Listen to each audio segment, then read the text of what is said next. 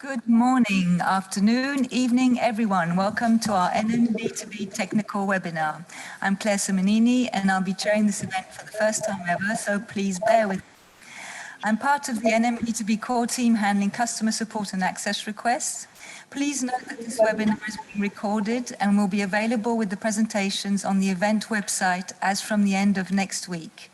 It's been a long and difficult 2 years since we last gathered, so we're pleased to see that you're nearly 600 participants to have registered today, covering 70 countries from all over the world, from Albania to Zambia, including ANSPs, AOs, airports, ground handlers, international organizations, government service providers, and software developers. The agenda is going to be put on screen as a reminder of the topics covered during the event and the foreseen timing, although we can overlap on the Q&A session until 1 o'clock if required. This is an interactive event where we will present the current NM B2B status and would like to hear your views post-pandemic. You can submit your questions during the webinar via the Q&A channel, which is at the bottom of your screen. All your questions and previously submitted ones will be addressed during the Q&A session. If you encounter any technical issues with your Zoom connection, please use the chat channel, which is also at the bottom of your screen. Our dear Clara, who's behind me, will assist you. So without further ado, I leave the floor to my manager, Tony Liku, who has the challenging task in NM of both Head of Operational Safety and Risk Management, but also Head of the Digital Transformation Office, leading the Integrated Network Management Program, also known as INM. Thank you, Tony. Thank you, Claire. Good morning and welcome from my side as well. Can I ask those who are connected online to mute their microphone as well? I don't think we're all muted and we have some echoes. As Claire said, after so much pandemics, I hope this is the last B2B forum to be held online. So in EUROCONTROL, we have reopened the meeting rooms for some months now, and we are fully geared to host you here. So also in the future, I think the model of hybrid will be there for a while. But I think today we are aiming to restart and see you in person in EUROCONTROL Brussels. So in the next 10 to 15 minutes, I would like to tell you a few things about the INM and where the B2B fits with the INM program.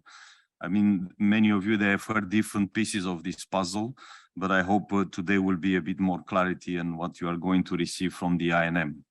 So then without further ado, I want to dive through the slides. Of course, the B2B is the main window, the main API of Network Manager to the aviation world.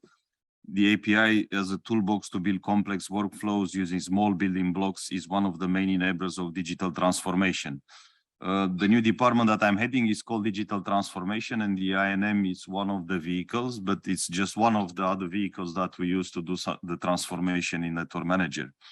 So I've been giving some relevant numbers on the B2B. For example, we have endless possibility today. We have more than 130 APIs, methods of operations. It's widely adopted. We have many users that are still on test, but actives, there are 250 active users.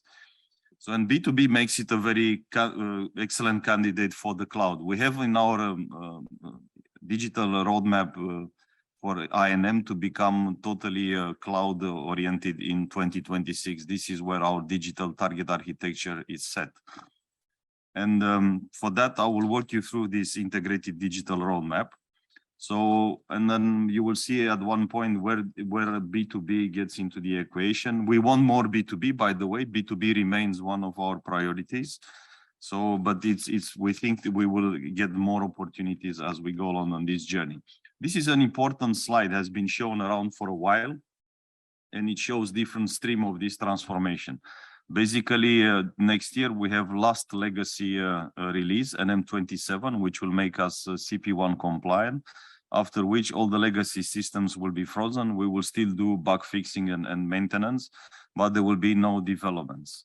You see the INM contract award has been done in July 2021, and since then we are working on defining this integrated digital roadmap. Contrary to other industry programs of this level, we have not spent years on writing requirements, so to come 10 years later in a call for tender. So we had to let loose requirements, and in fact, we started the definement on what we want to do immediately after the contract signature. So basically, in April this year, we have finalized what we call this integrated digital roadmap. And in parallel with the initial orders, we've started future orders, and I'll explain a bit what is in these future orders that you see there on the slide on the main INM02, INM03, and INM04. But the first real candidate to come into the operation is INM02, the release candidate number 1.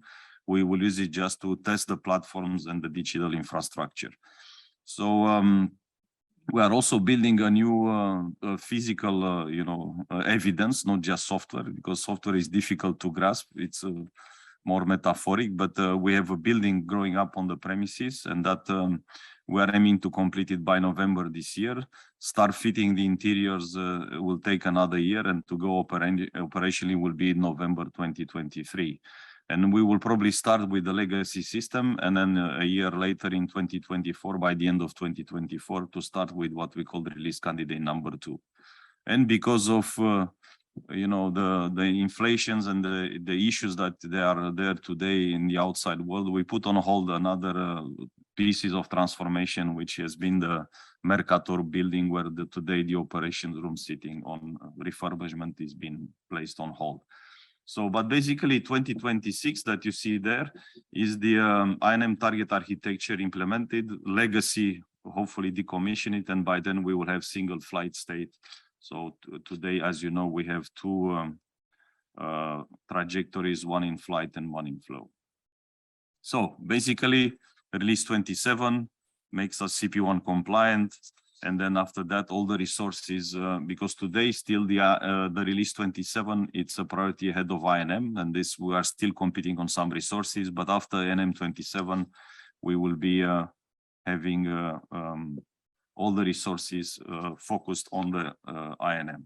This I mentioned it, and I will not open. We have a little video to show in. I think today we're at 40 seconds. How this, the building is growing day by day, day and night. We have an excellent builder, Luis Deval, and you see there the status of last week. We have reached the last floor, so we'll be sitting the roofs. And in November, we'll close the building and we start fitting the interiors. So one of the cornerstone of this construction is not just the INM software, the new software, but what we call the digital platform, which initially will be an on-prem platform until we will move it into the cloud. So we want a new platform, and we have significantly developed a lot of pieces of it using codes and very little dedicated developments. So we want a business agnostic platform, which is not dependent on the software that we'll put there. It's an open platform which has scalability, the levels of the security, which then will allow the vertical DevOps with automation, and then different digital platforms teams, they can go ahead and do a vertical development without being dependent on each other. So on this platform, we aim later on to join other digital platforms, digital products of the agency, be them CNS monitoring, the simulator in Bretini, the Prisma application, the CRCO, the aviation sustainability unit, you name it. But then you see there some basic goals for the digital platform. First, the horizontal elements with that needs to be sorted out regarding security, identity and access management, and so forth. Now, I think this is the question which has been on the mind or on the lips of many people. What do I get in 2024? And bear with me a bit. We've tried. Okay, first we will have a new building, so that's pretty much obvious. But on the software side, what do we get? So I've tried together with the INM program team to put together a visual, rather than go bullet point by bullet point, of what is the situation today. And you see there on the left, as is infrastructure is what you have today with the current system and the interfaces that we have, the NEST service layer and the NM service layer, and the applications that you know today in flight, in flow, the data warehouse, and so on. The airspace part, CACD, the CASTAR, the RAD and CAL, and so on. The crisis part with the Evita, and the separate applications, which today are the EAD.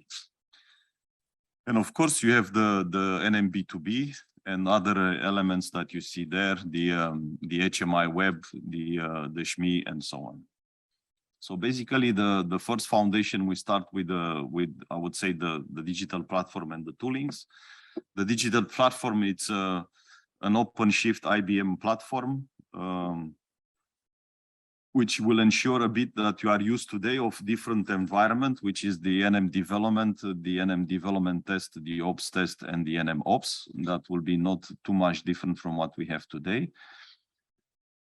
But in order to move on in the NM, we need first the infrastructure set up for release candidate 1, which is our test candidate to see if the construction is resilient. And then in early anticipation of what for us is the cornerstone, the release candidate 2. So basically today we are starting this digital platform, and then on the left you have different elements that you see there. And again, there are different things that you will see them in different colors, you know, elements of this capabilities of the platform, like, you know, the API management, the customer identity and access management, the container orchestrations, the security part, the event streaming systems, the logging and monitoring, the messaging, the platform operation, the release management, the replay, and so on. So basically, we are using the infrastructure contracts that we have in place. First of all, we have a complex ecosystem with 2 big consortia selected in the INM contracts, which we are calling them DPRO and SUP, one led by Indra and one led by Atos, the ACE consortium, Atos and Kronos, but also we are relying on a third ecosystem, which is the MNP, the infrastructure contracts of EUROCONTROL. And some of the legacy developers. Today, the development of the DPLT is done through the company called CEST. And the first thing that we want to test this autumn, basically to switch on the first time the DPLT, to switch on, to test it in operation with 2 simple applications, RAD and CAL, the route availability document and the code allocation list. Basically 2 simple Excel files, and eventually also the dynamic network plan if there are enough resources left out from the release 27. So these applications, you know, serve the next layer. So they re-platform it on the DPLT to see how this works. Then what we'll do is to re-platform the application for flight and flow with the query handlers in a container separately for scalability. So in the end, will be just a lift and shift and put them in different containers.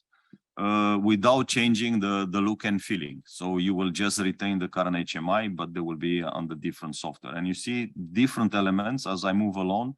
The different elements of the platform capability of the DPLT are changing from green to orange and then more green. So now we are moving into more green. So basically what we left there is just the container orchestration and replay. They are not yet there. So then we need to expand the infrastructure to be scaled to meet the requirements of the release candidate 2 in what we mean in computing and storage and network and security and the data center and all the infrastructure tooling which goes with. Basically very important at that time because when we have the release candidate number 2, we need to have the digital platform on logging and monitoring capability introduced for the operational landscape. I'm simulating here the extension of these capabilities to meet the requirements for speed and scalability. And then when you see at the top now, we have the release candidate 1 I moved. So basically now I'm in the release candidate 2, 2024, and I'm focusing on this one. What do you get there? A part of placing in new containers and lift and shift of flight and flow. The focus is in bringing a new EAD applications, and then you see there what it comes with it, with the core part of the EAD in the beginning. And then what we call the new EAD, actually we have also a new name. It will not be the EEAD, but E with India, AAD. And then, okay, we still have an open competition, a couple of champagne bottles to be offered for a new name, but under what we call the integrated data layer. And basically the architects, I think we just finished the architecture layout design last week, and we're in full speed to design this integrated data layer and the new EAD. Also, the DNP and the crisis management part will be redesigned and placed over there as a part of the container of the flow. The NOP portal has part of its content brought into the DNP digital product, and also the crisis management, the Evita and so on. In the same release candidate 2, we are bringing the common working position.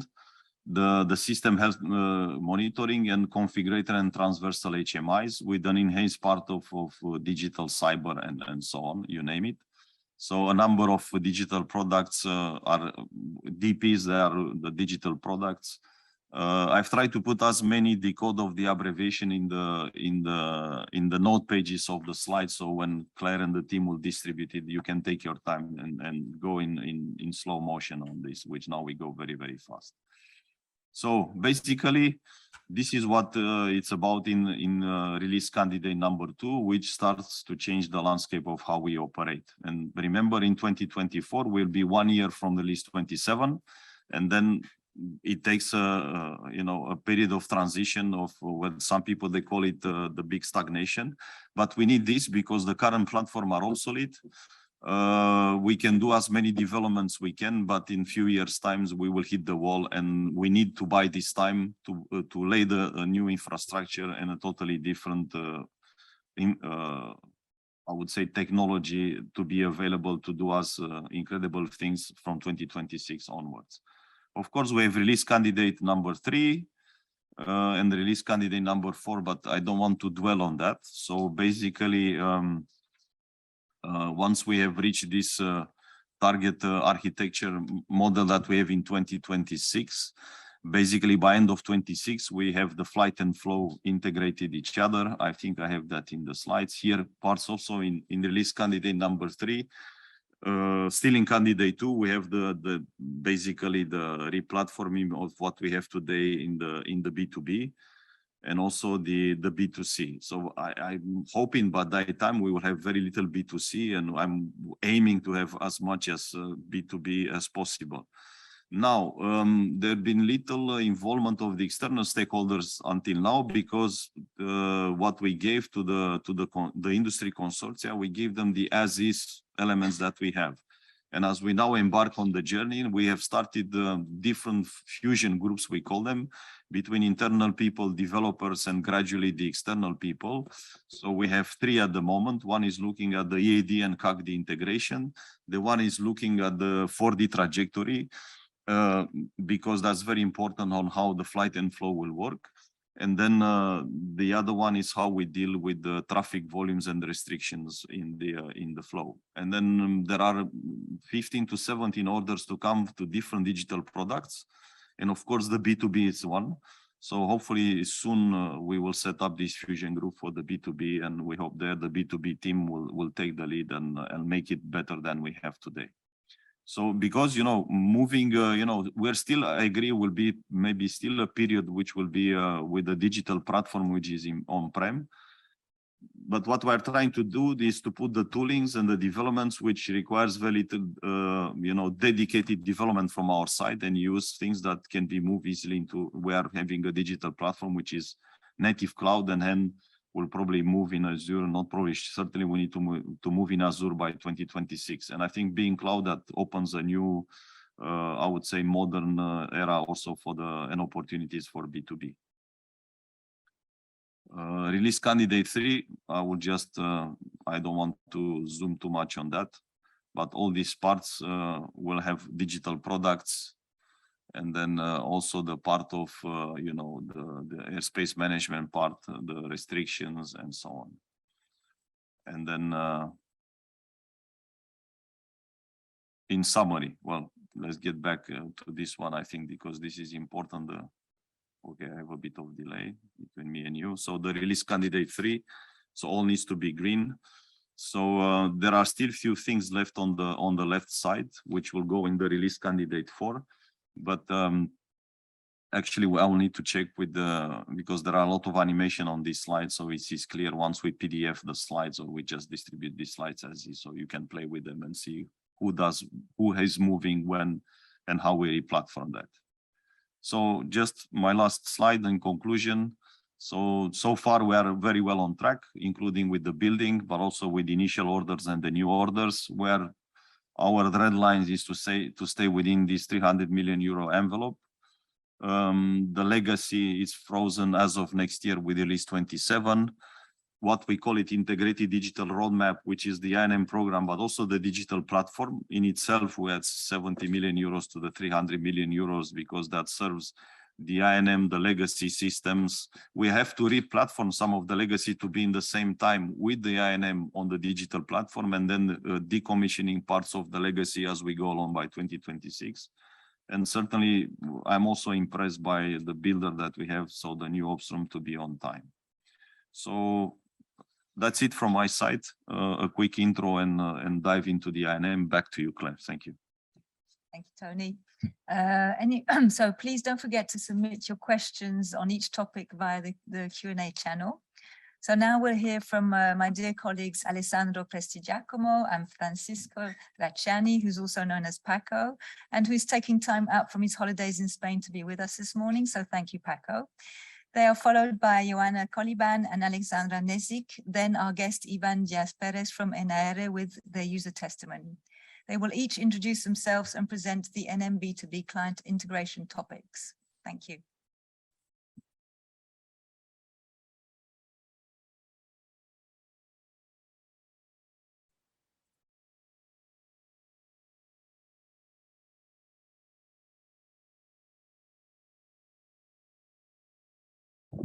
Good morning, everyone. Alessandro Prestigiacomo, the NM B2B product engineer, in charge of the integration support for the B2B web services, and also in charge of the read services, operational validation activities and audits.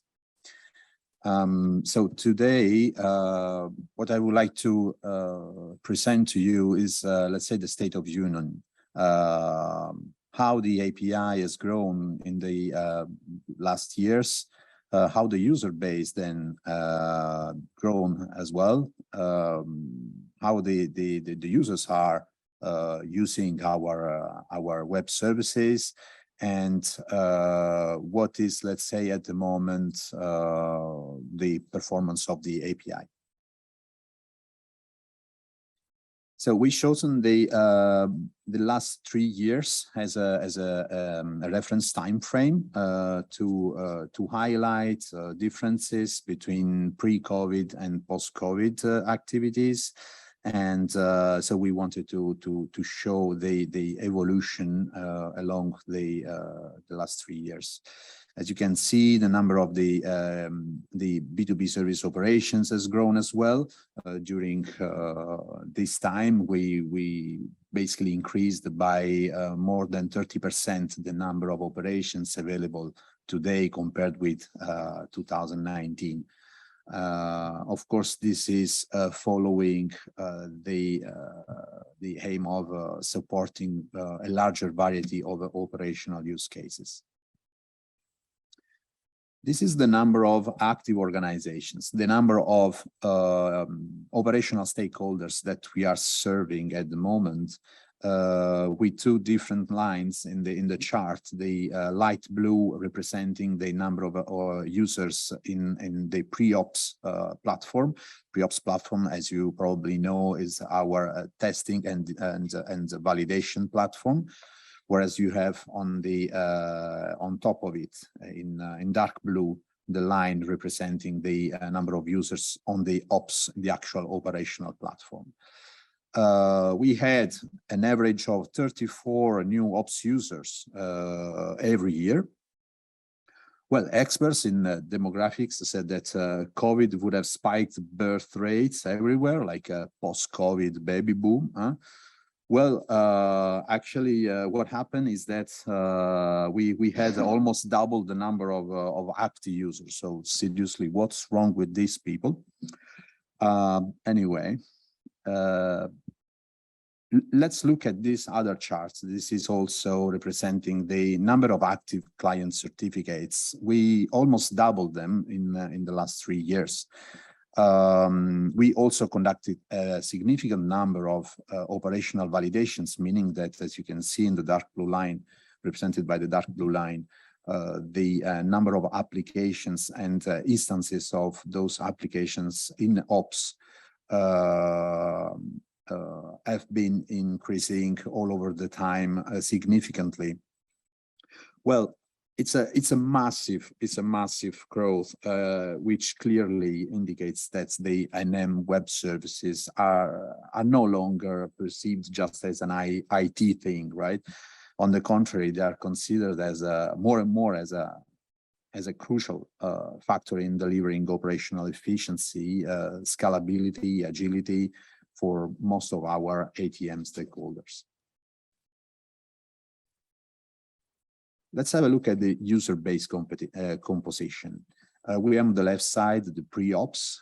Each column is representing the number of active users in each of the categories. We have from ANSPs to industry, aircraft operators, government body, and on the right side the ops counterpart. What we can see from this chart is that the number of new certificates, so new applications, new developments, has been significantly increasing, especially between 2019 and 2020 for ANSPs and aircraft operators in particular. Showing the let's say commitment to invest in the digital transformation programs involving the integration of the NM web services. Here is the service consumption in terms of both number of requests on the left side and the data volume on the right side. Again, we discriminate pre-ops and ops just to highlight also the fact that, as you can see, the number of requests and data consumption has basically doubled, more than doubled in some cases, compared with May 2019. And here in particular, what this service consumption looks like in terms of consumption for specific services. You can see that in particular on the left side, the number of requests per service. We have on the left side of the chart some light blue bars with no dark blue bars, meaning that those services have been consumed mostly on the pre-ops platform, indicating that this is, let's say, a set of services that are being under development in the last month. This chart is referring to May 2022. On the right side, the consumption per service, you can see that in the top 5, we have flight management, traffic counts, airspace availability measures, and the scenario repository in terms of data consumption. So what are the performances? So we have been asked by our operational stakeholders more and more to provide reference to performance metrics.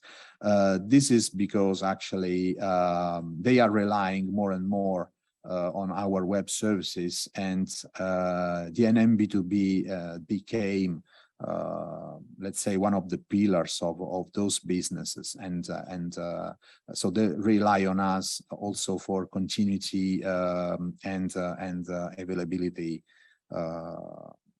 purposes. So you can see here I highlighted the 5 most used services. You can see that in blue, traffic counts, scenario repository, flight management and measures are well below 3 seconds as a response time in the 99.9% of the cases. For the airspace availability, we have a slightly, let's say, more latency, but this is also related to the nature of the payload. We implement the reply compression on the data, but this doesn't affect the processing time. Here, the response time is really the difference between the timestamp of the request coming at our, let's say, inbound to our systems, and the timestamp of our response, so the processing time. So with this, basically, my presentation is over, and I thank you for your attention, and I would be happy to answer questions both here in the chat or offline. Thank you.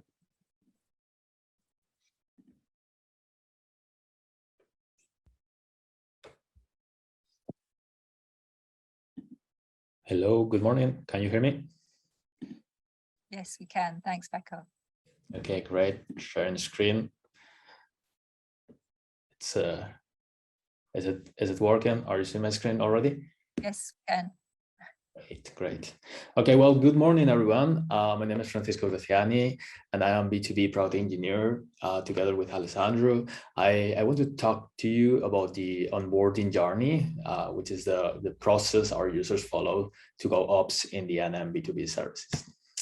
So before we get into the details, let me see an overview into the journey. Everything starts with the access request. Then our users are invited to an interview for us to understand their use case and evaluate. The third phase is about development and testing of the B2B client applications. Then we have the ops validation, where we check if everything's ready for the final step, which is connection to NM ops. Let's dive into the details. The NM B2B services are introduced in the EUROCONTROL website. If you scroll down, you will find this section where access instructions are provided.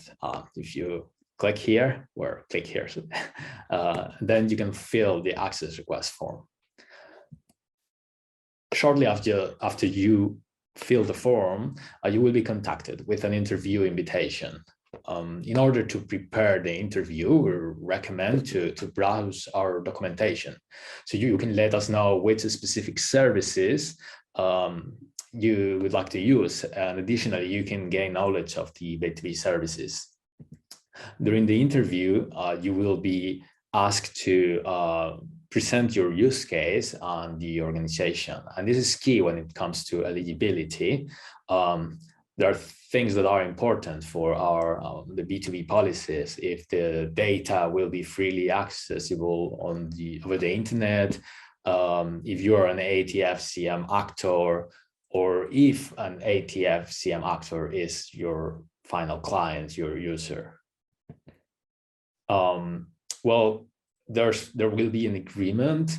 After the interview, we will evaluate your request, and if favorable, pre-op certificates will be provided once this agreement is signed by your organization. Regarding development and testing, okay, once the pre-op certificate is provided, you can start developing and testing your B2B service client integration. During this phase, you count with the OneSky Teams platform, where you can find the B2B service documentation and the discussion forums to guide you. And of course, you can count with the technical integration team to assist you. Alessandro and I will be very happy to help. One important document we need is your use cases. Let's have a look into the template. This is the NM B2B services template for documenting client application use cases. It must be filled per application, and it helps us to perform validation of your client application. There is a general information section where contextual information is requested, as contact points, which environment are you targeting, and the kind of the version of the B2B, your timeframes, this kind of things.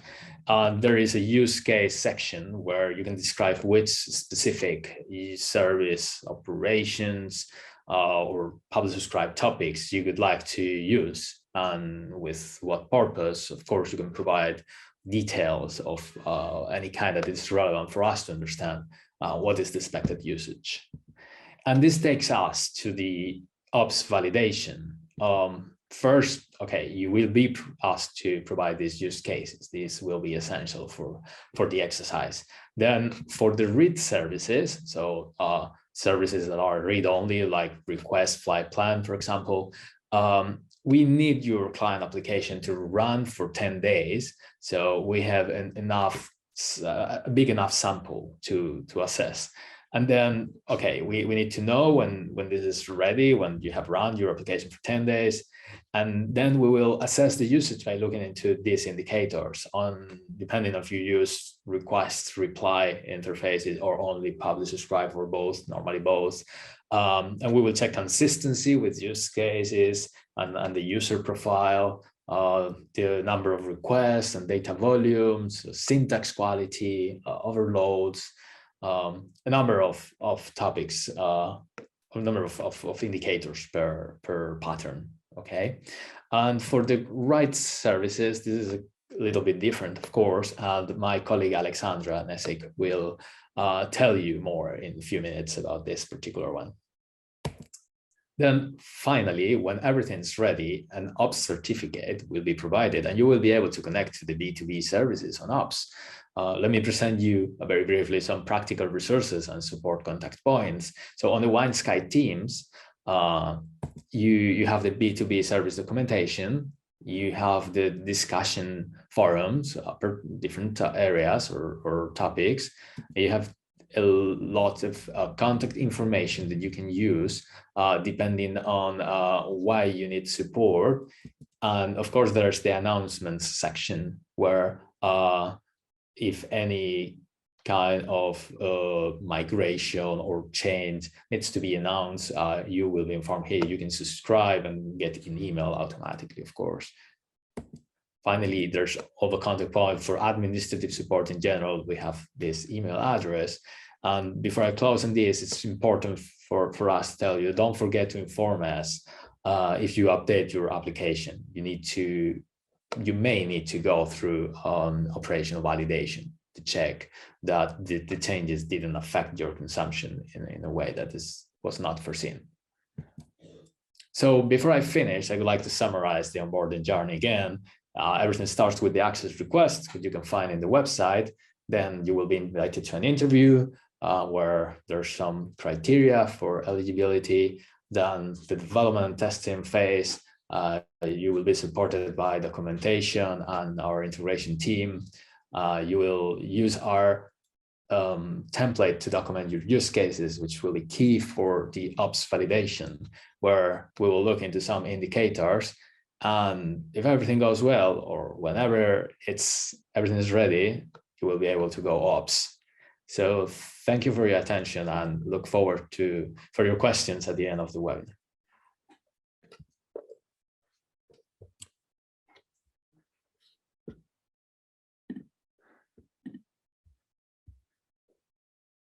Hello, everyone. I hope you can hear me.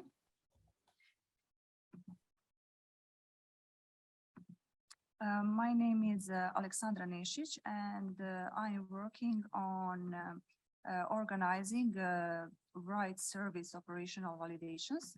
So my idea for today is to present you this process in short. So let's see what are particularities. So here we have just general guidances, which means not always applicable. The most obvious cases are AUP management or APIs, DPIs as well. For instance, I'm not involved in those, but okay, for the start, let's divide this process. So let's see what is happening before operational validations, what is happening during it, and what is happening afterwards. So first, what we need your use cases, and once we have it, we will adjust your pre-op certificate. Once your pre-op certificate is ready, once your application is ready, we can schedule your technical validation. Why is this important? So passing this technical validation is actually a condition for organizing the ops part. As you may see in the ops part, I've emphasized the four main elements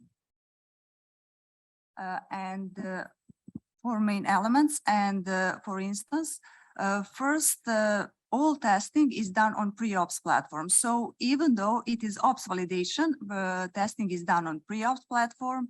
We are always using pre-ops certificates, no matter if it's technical or it is operational validation. When it comes to tests, those are basically adjusted to your business case. So adjusted to what will be used once in the future.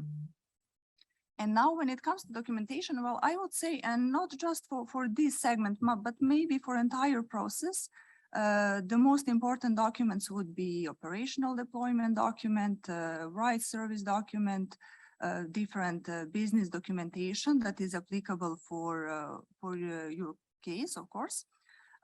So let's assume everything went well. You passed your ops validation. So what is next? First, I will issue a report. I will inform our management. And once we receive management's approval, your ops certificate will be updated and you can go ops.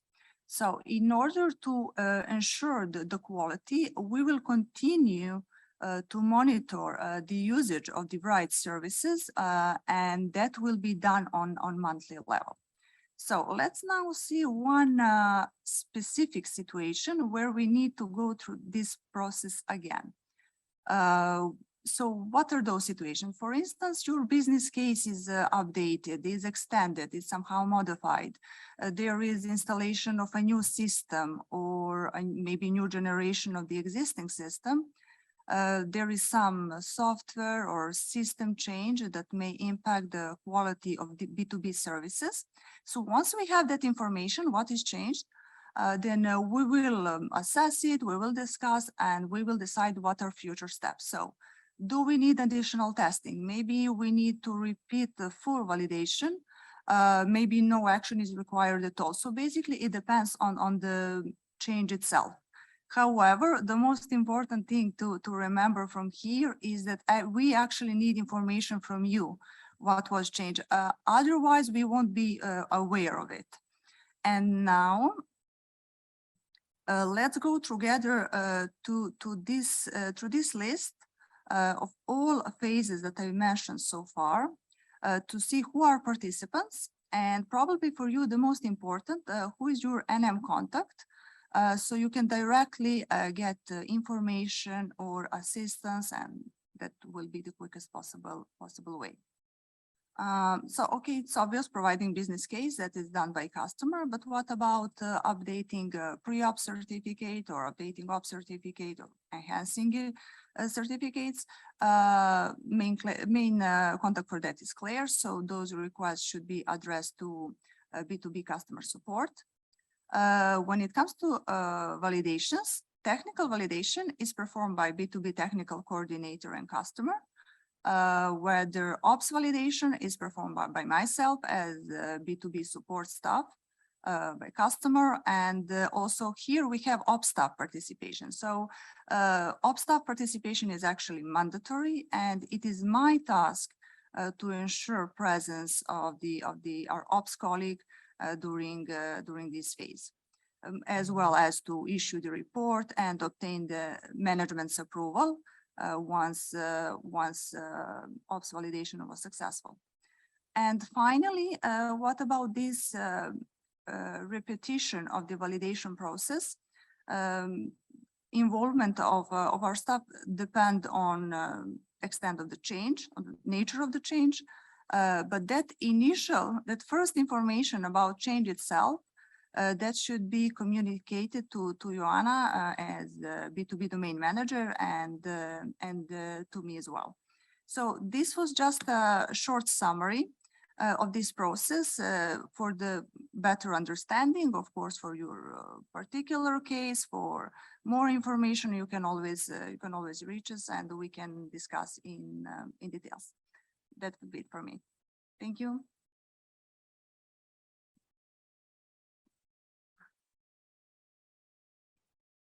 Hello, Ivan, are you with us? Yes, I see you. Thank you. Yeah, do you hear me? Yes, we can. Okay. So let's see if screen sharing works. Do you see my screen now? Yes, it's fine. Thanks very much. Okay, thank you all for staying with us today. And the presentation is going to be about the question that has been made by some other MSPs. Probably this affects some other users of the B2B services. And it is how to deal with the release transition, because you know that at some point you have to migrate your existing developments to the new NM B2B releases. And we found a way here to organize it on our site, and we wanted to share it with you in case it is useful for you as well. So this is how our architecture works. That is, for example, if we have as current release 24, we have redundancy for the ops software pieces. And then we have as well a single chain for pre-ops. So we're all the time connected to the current version, that is 24 in this example, with two different proxies that wrap the internal requests of our software pieces with the corresponding certificate. That is, the certificates are handled by a couple of proxies that, depending on where the request, that is user plus application, is coming from, one or another certificate is used. We have some cases where we use directly the certificates inside of the software pieces, inside of the applications, but that is normally the exception in our case. So whenever an application wants to get connected to NM B2B services, it goes to our proxies that are connected to NM Release 24 in this case. And then we have an additional standing by chain with the same software that we use in these proxies that are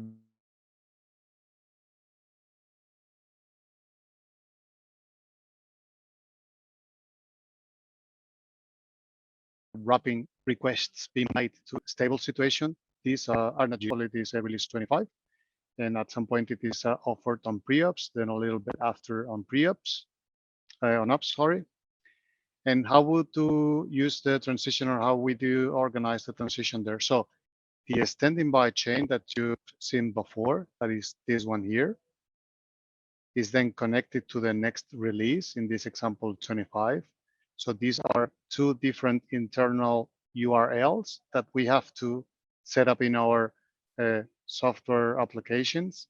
And of course, we always start with pre-ops. So that is the standing by proxy server gets connected to the new release.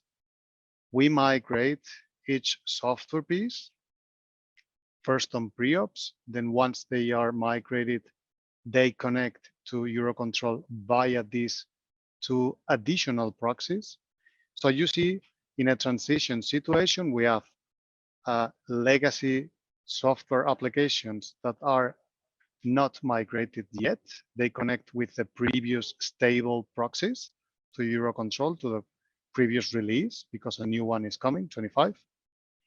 And then software by software, piece by piece, we get them connected to the new release, first on pre-ops, then on ops, using these normally standing by proxies, which then, just for the migration, are connected to the new release of EUROCONTROL. So once a software has been migrated to the new release, that is, it has been tested on pre-ops with new release, changes have been made. There are always things to change with new releases, not just the new functionalities being given by the new release, but as well changes on the syntaxes, payload and stuff. Once the new application is release 25 in this example compliant, it gets connected to EUROCONTROL on the normally standing by chain of proxies. They are ops, they are as well ops. So in parallel, we have running 4 proxies, as you see here. The first of them are those who are still connected with release 24 to be sure that the non-migrated applications still work. Of course, they work with the previous release. And then we have some applications which are already migrated, previously tested on pre-ops, then migrated to ops, that connect to EUROCONTROL through another couple of proxies that are pointing to the new release. So they are like two separated infrastructures. You might consider these as two different NSPs in the case. So the same certificate, and this is a good thing, how EUROCONTROL organized all the stuff, the same certificate can be used for different releases. They are not bound to a specific release. So if you migrate an application and it is release 25 compliant, then it can run on the new proxies that are pointing to the new release. So at some point, we are done. That is, all the applications have been migrated. And at that point, we point the previous release 24 proxies to the new release. In this case, it is 25, because we know that all the applications that we've seen in the previous slide have been migrated and tested with a new release. So the old proxies can point to the new release. And then we can turn off or just let stand by the proxies that we use for migration processes. And then whenever a new release pops up again, then the process starts again. So this is pretty it. Of course, this works for applications that run through these proxified chains that we use internally. If you're using P2P certificates, then the solution is a bit different. And this is pretty it. If you have any questions, I'm happy to answer them. Thank you, Ivan. Joanna.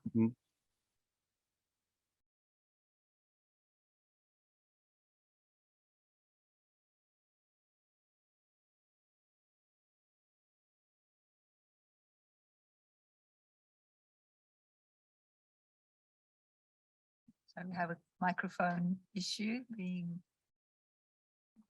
doesn't work. Okay, yeah, sorry. Hi, everybody. Ivana Skorivan here. I would like to start my presentation, but before that, let's do a wrap up what has been discussed so far. So we had Tony here, who make a journey in the INM, introduction in INM. And the main point I retained from that is the B2B remains a priority. And then in 27, we will be frozen. But it's not only B2B will be frozen. All the backends are frozen. So we will start working in INM B2B being part of all the frozen ETFMS, IFPS, everything. But what does it mean for you? For you, you are in the position where you can say, okay, let's catch up with the B2B services, because until now, I'm certainly sure that you are interested in the flight, you explore the flight services, but what is in the flow part for you? So start exploring other services which might be interesting for you. Then we have the B2B client integration presented by Paco, Alessandro, Alessandra, and Ivan. You have to see that like a package. Paco did a summary, a nice summary, how to address NM, the business case, the validation with Alessandra, the read validation with Paco and Alessandro, and Ivan integration in case of the different releases, working with different releases. It's important that Alessandro brought the evolution of the clients through the for the B2B services. And here you can ask yourself, once you're a B2B client, what about the other NM services like NOP, like CHMI? I would say in case of the right services, you'll concentrate on using the B2B services, but in the same time, take in consideration that you can use still the NM services like a contingency measure. For instance, the B2B regulations or the e-help desk services, you have it on the B2B, but you can continue to use it on NOP, on the future NMP flow, like a contingency measures. So you always have to keep in mind that the B2B services are there for your own freedom and your own creativity in developing the application, but in the same time, keep an eye on the NM services as well. And as well, what Paco said, or Alessandra as well, presenting maybe a rigid process of accessing the ops services, but it's not only for our protection, NM to be, more to patronize you, but it's more as well to give your applications a more solid and reliable way of connecting to NM. So now with my presentation and followed by Jack, we will go through what NM26 and future NM27 might bring for you. And as well, in this context, we've noticed that having access to the new functionality, even for you, it takes sometimes more than half a year. So once we are frozen in 27, you still have time to start integrated what we will deliver in 27. So for you, you are in a privileged position that you still have things on the table. So I will share my presentation and let's go for it. What we will go for.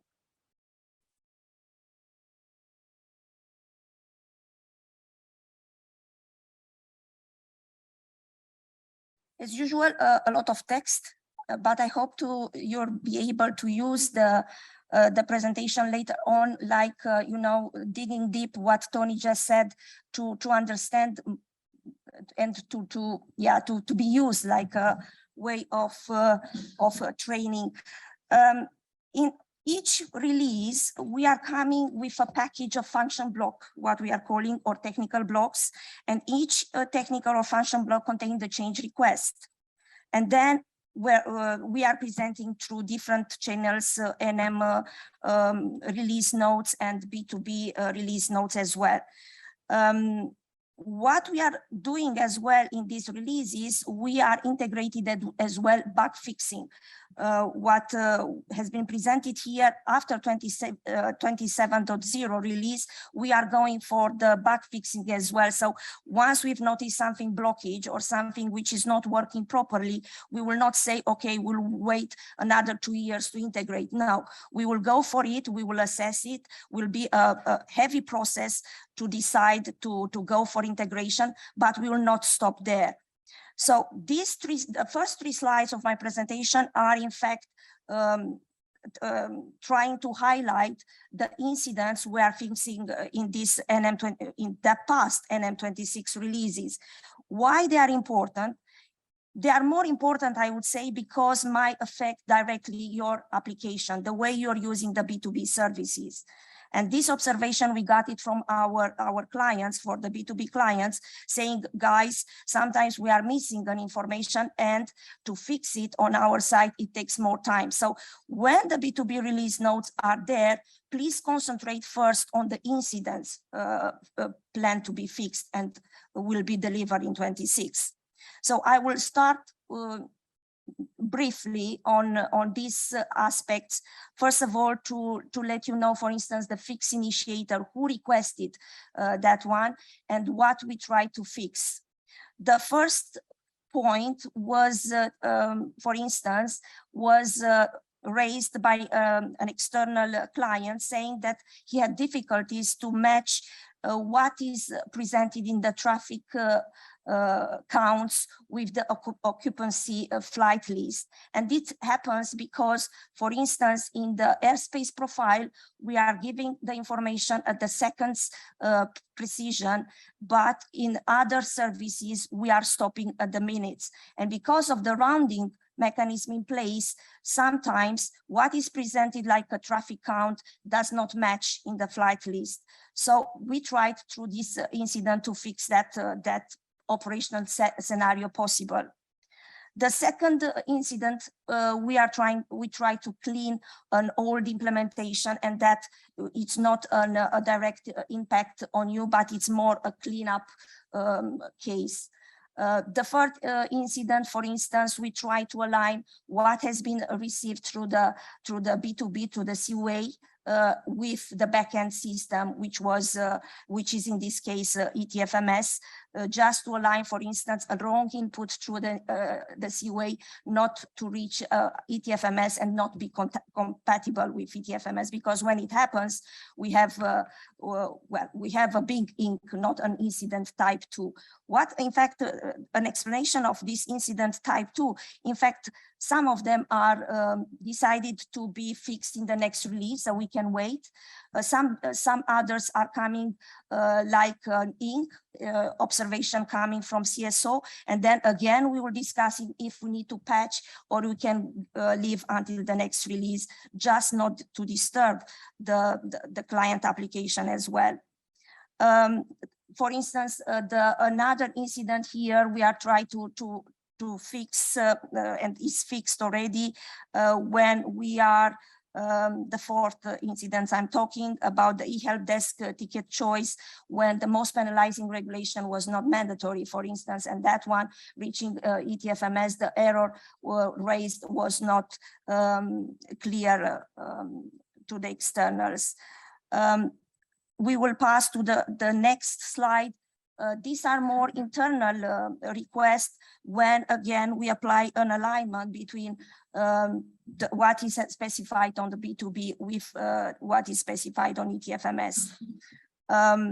Not major impact on you, because that kind of alignment and synchronization between our systems, it's more for our, as I said, internal alignment. We are passing to the last collection of the incidents in NM26, internal and external as well. I would, for instance, well, you will see there's some typo in the implementation. We try to fix that one. We fix that one. We clarify some error type enumerations in the flexible use of airspace. We try to clarify when a request is greater than 24 hours for the effective window. Alignment between again step duration, counter interval when it's has to be equal to 1. And this, as I said, and I repeat myself, the incidents have to be, first of all, to be consulted in priority to see what is the impact on your application. And as well, returning back to Alessandra and Ivan way of testing, don't forget, one pre-ops is available in the new release. Just connect it, just be sure that your application still works fine, and you will be happy once the release is in operation on our side, fully operation on our side. The change requests as well are part of the B2B release notes and NM release notes as well. I'm concentrating the next 4 slides on what I thought that might be interesting for you and might need maybe your attention depending on your way of working and the stakeholder as well. In the airspace services, I'm concentrated on what is called retrieve airspace data by area of interest. However, in this change request, it's not area of interest. We are calling here, we are talking here, and we are talking about airspace data filter. So what has been added and what is the request? It's to extract the airspace information based on, that was the initial, on a specific airspace. And we started with the AMCs, and you will see the important remark at the end. So the new service allowed to query and retrieve airspace data set according to the airspace data filter. So first of all, you apply the retrieval, airspace data retrieval, and you retrieve all the information you needed for that specific airspace data filter. And secondly, the data increment. So what you receive there, all the increments available for that specific airspace data filter. And through the list of increments, you go for a full retrieval of one specific from the list previously provided.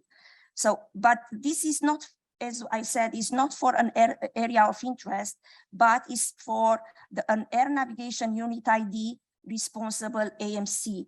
And this responsible AMC has to be as published in the CAGD data in the environment database.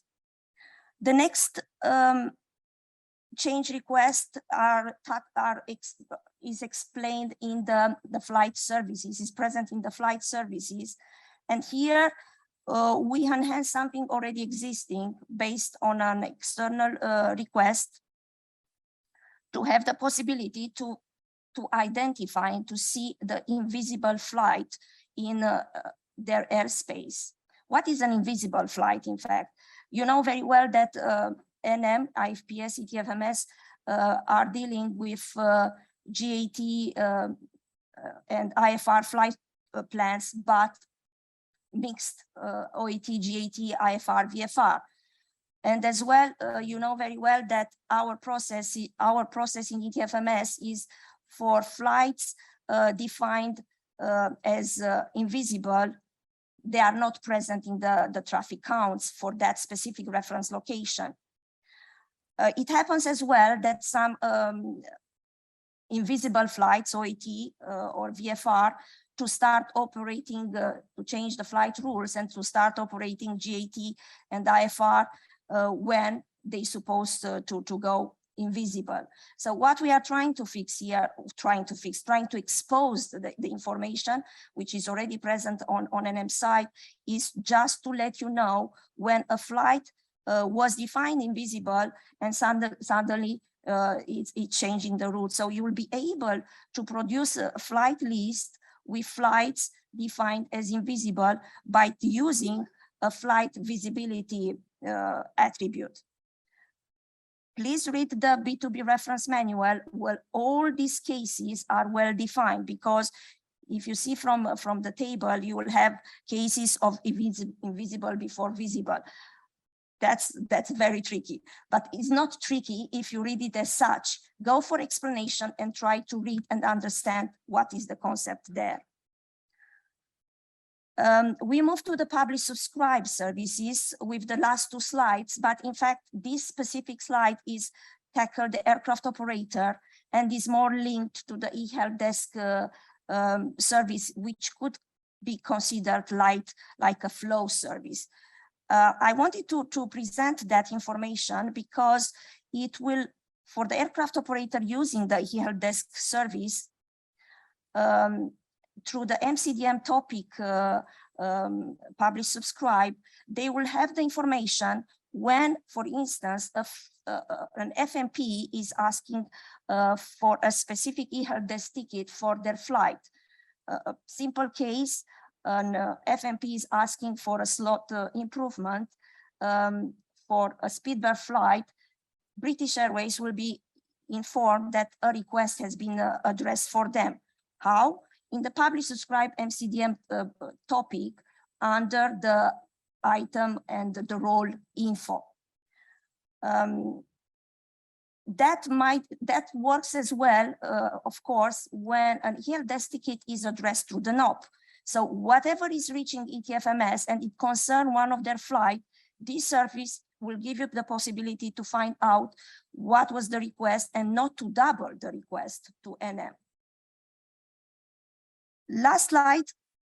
This is, it says that you don't have preferred child, but for me, that was my preferred change request in this NM26 release. We worked hard internally and externally to obtain this service. It's not a service, it's an additional to an existing service, publish, subscribe, flight data, where the traffic volume model has been added. In the publish, subscribe, flight fields, you can add the highest model traffic volume profile. And once you ask for that, therefore the traffic volume filter is not optional anymore and became mandatory. Important remarks here, always the usage of adding this new field, flight field in the publish, subscribe, flight data has to be tested in pre-ops. It's a huge amount of data, and it's better to stabilize the subscription before applying into the ops to see if you're able to cope with this information. And as well, when you're asking for such a flight field, be aware that the airspace model does not make any sense it depends, in fact, depends on the business case you are trying to provide to use. So clarify that one before creating a new subscription. Create a new subscription in pre-ops, test it with us. The role to have access to that information is defined for the ANSPs. However, all the others interested in that, in this functionality, have to address Claire, as usual, through the business case. So that's all for me. Thank you very much. I will pass the message to, or pass the floor to Jack. Thank you.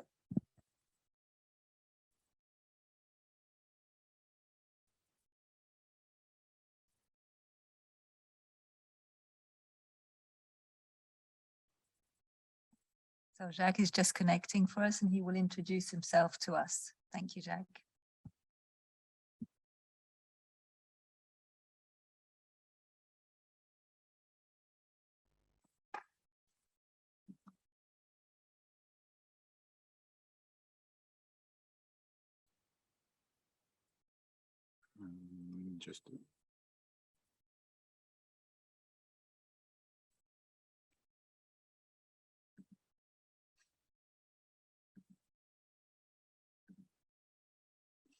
Hi, good morning. So I'm Jacques Lozeral. I'm the NM B2B architect. I started to work as such 1.5 years ago, more or less. So I will present the technical evolution that were brought by NM B2B 26. So let's go to the overview of the topics. I will talk about SWIM compliance, how the NM B2B services are compliant with SWIM. I will talk about evolution in the NM B2B services documentation and in NM B2B documentation in general. Also, a presentation of the message exchange pattern. We see that we have new, we support now new message exchange pattern. Joanna mentioned it via this Airspace data retrieval by AMC. We'll see how it is. Then I will discuss the improvement that we have done regarding service access control, the introduction of a new model, and in our opinion, a much better presentation of what you can do, what you are authorized to do, what is enabled on the platform that you are accessing. Discuss a bit also about service usage control, also distinguish between service access, which is basically okay, and service usage. What is the difference? I will explain this. And finally, I will terminate with a quick presentation of a topic that is very well advanced regarding some reorganization of the services that will be delivered by NM B2b 27. Okay, so let's go with the first slide. Sorry, about SWIM compliance. Basically, NM B2b services are SWIM compliant since NM25. For each new version, we pass through a new conformance assessment. The assessment reports are all available on OneSkyTeam. There are 4 reports. One which is related to the CP1 A5 European regulation, one which is about the service description, one which is about the service SWIM information definition, the information that we have put in the SWIM registry, and one which is about the compliance with the SWIM yellow profile. Okay, so all these reports are available on OneSkyTeam. The last thing I have to say is that the NM B2B services, according to this SWIM specification, are now available, exposed on the SWIM registry.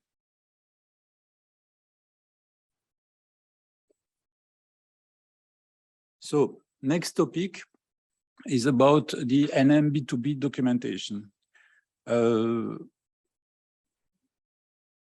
So the first point that I would like to discuss is a new concept that we have introduced in fact in NM B2b 25, which is the concept of NM B2b documentation edition.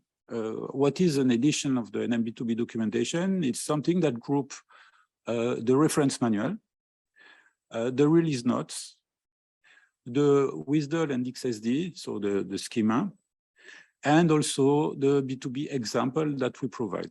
Okay, all this group of document, contract, speaking about WSDL and XSD, and example, is what we call the NM B2B documentation.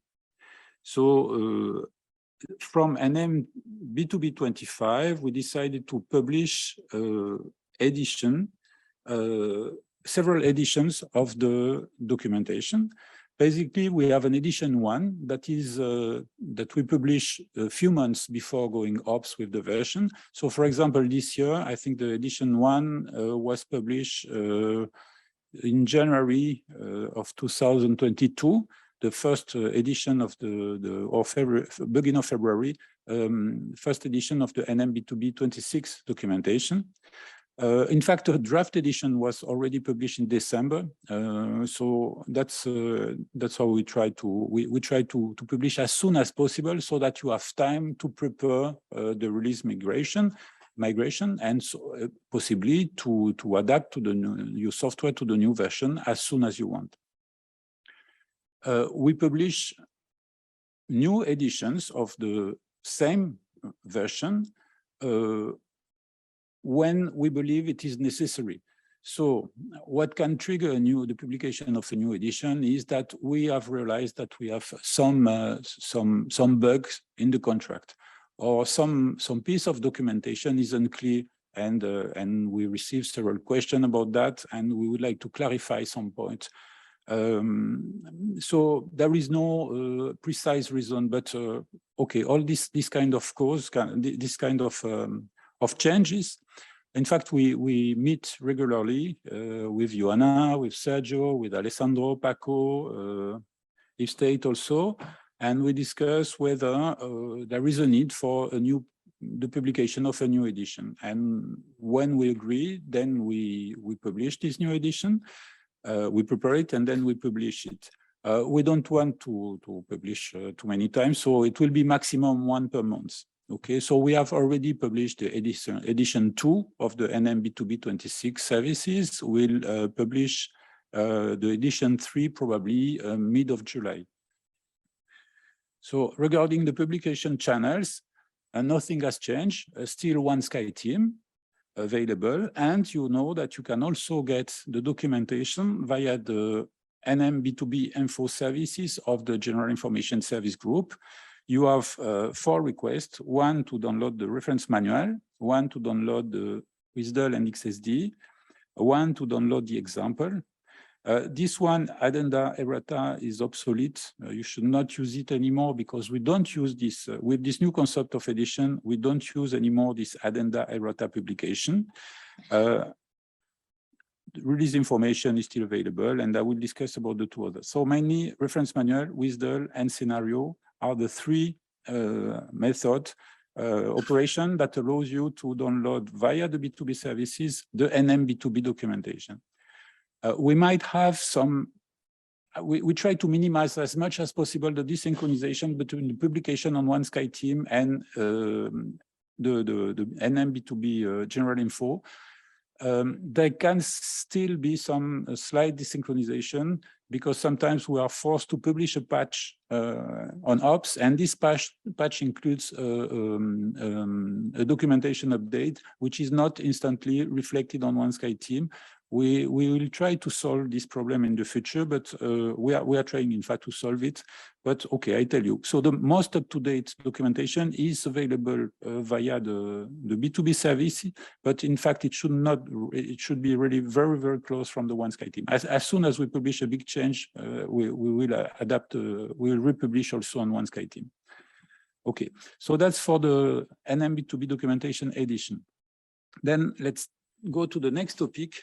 I don't know if you have already downloaded the edition, the NM B2B 26 documentation, but you might have noticed a change in the look and feel organization. In fact, we had a problem with the documentation sources. They were maintaining DocBook, which is an XML language, and in fact, it was extremely difficult to update them and to maintain because this language is not easy. In fact, requires some additional tooling on top of it to maintain it, and we had not such a tooling. So we decided to in fact, in the release NM25, we decided to move to a new documentation language that was more accessible to the writing, more easy to write, which is ASCII-Doc. So we have completely ported our documentation sources from DocBook to ASCII-Doc. This was transparent to you in the context of NM25.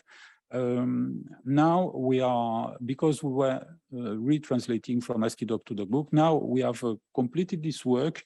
And of course, we use the ASCII-Doc default style to publish the NM B2B reference manual, which explains that you have a new style. In the meantime, we also revisit slightly the organization. Now we had previously reference manuals. We have now a single reference manual, which is composed of 4 parts. Release notes, part 1. I will dive a bit in the details of the release note organization in the next slide. Then the essentials, which describe you all the aspects that are business independent. How do you connect? How are the service organized? How do you connect to the service? How do you access? What is the usage control? Etc. What are the message exchange patterns that are supported? Okay, this kind of transversal business transversal information is presented in the essentials part. Okay, then we have the part 3, which contains the service group, which is really the part 3 is the business oriented part. Start with a new chapter, which is resource model. I will come to that when discussing about access control. Then the one chapter for each service group: common, general information, airspace, flight, flow, FFIs, and publish subscribe. Finally, the appendixes are now grouped in the part 4. And in these appendixes, we have included all the settings, so all these numerical value that specify, for example, the request count quota, the time to leave of a publish subscribe message, all this kind of numerical information, which is in fact reflects the configuration of the NM B2B services, are now encapsulated in this settings appendix. References and terminology are also there. Another important point is that now the reference manual, the HTML and the PDF version have exactly the same content. They are generated from exactly the same sources. In the previous version, there were slight differences between the organization of the HTML version and the PDF one. It's now exactly the same organization. Finally, last point, it's that we have now the reference manual is also available as a single document.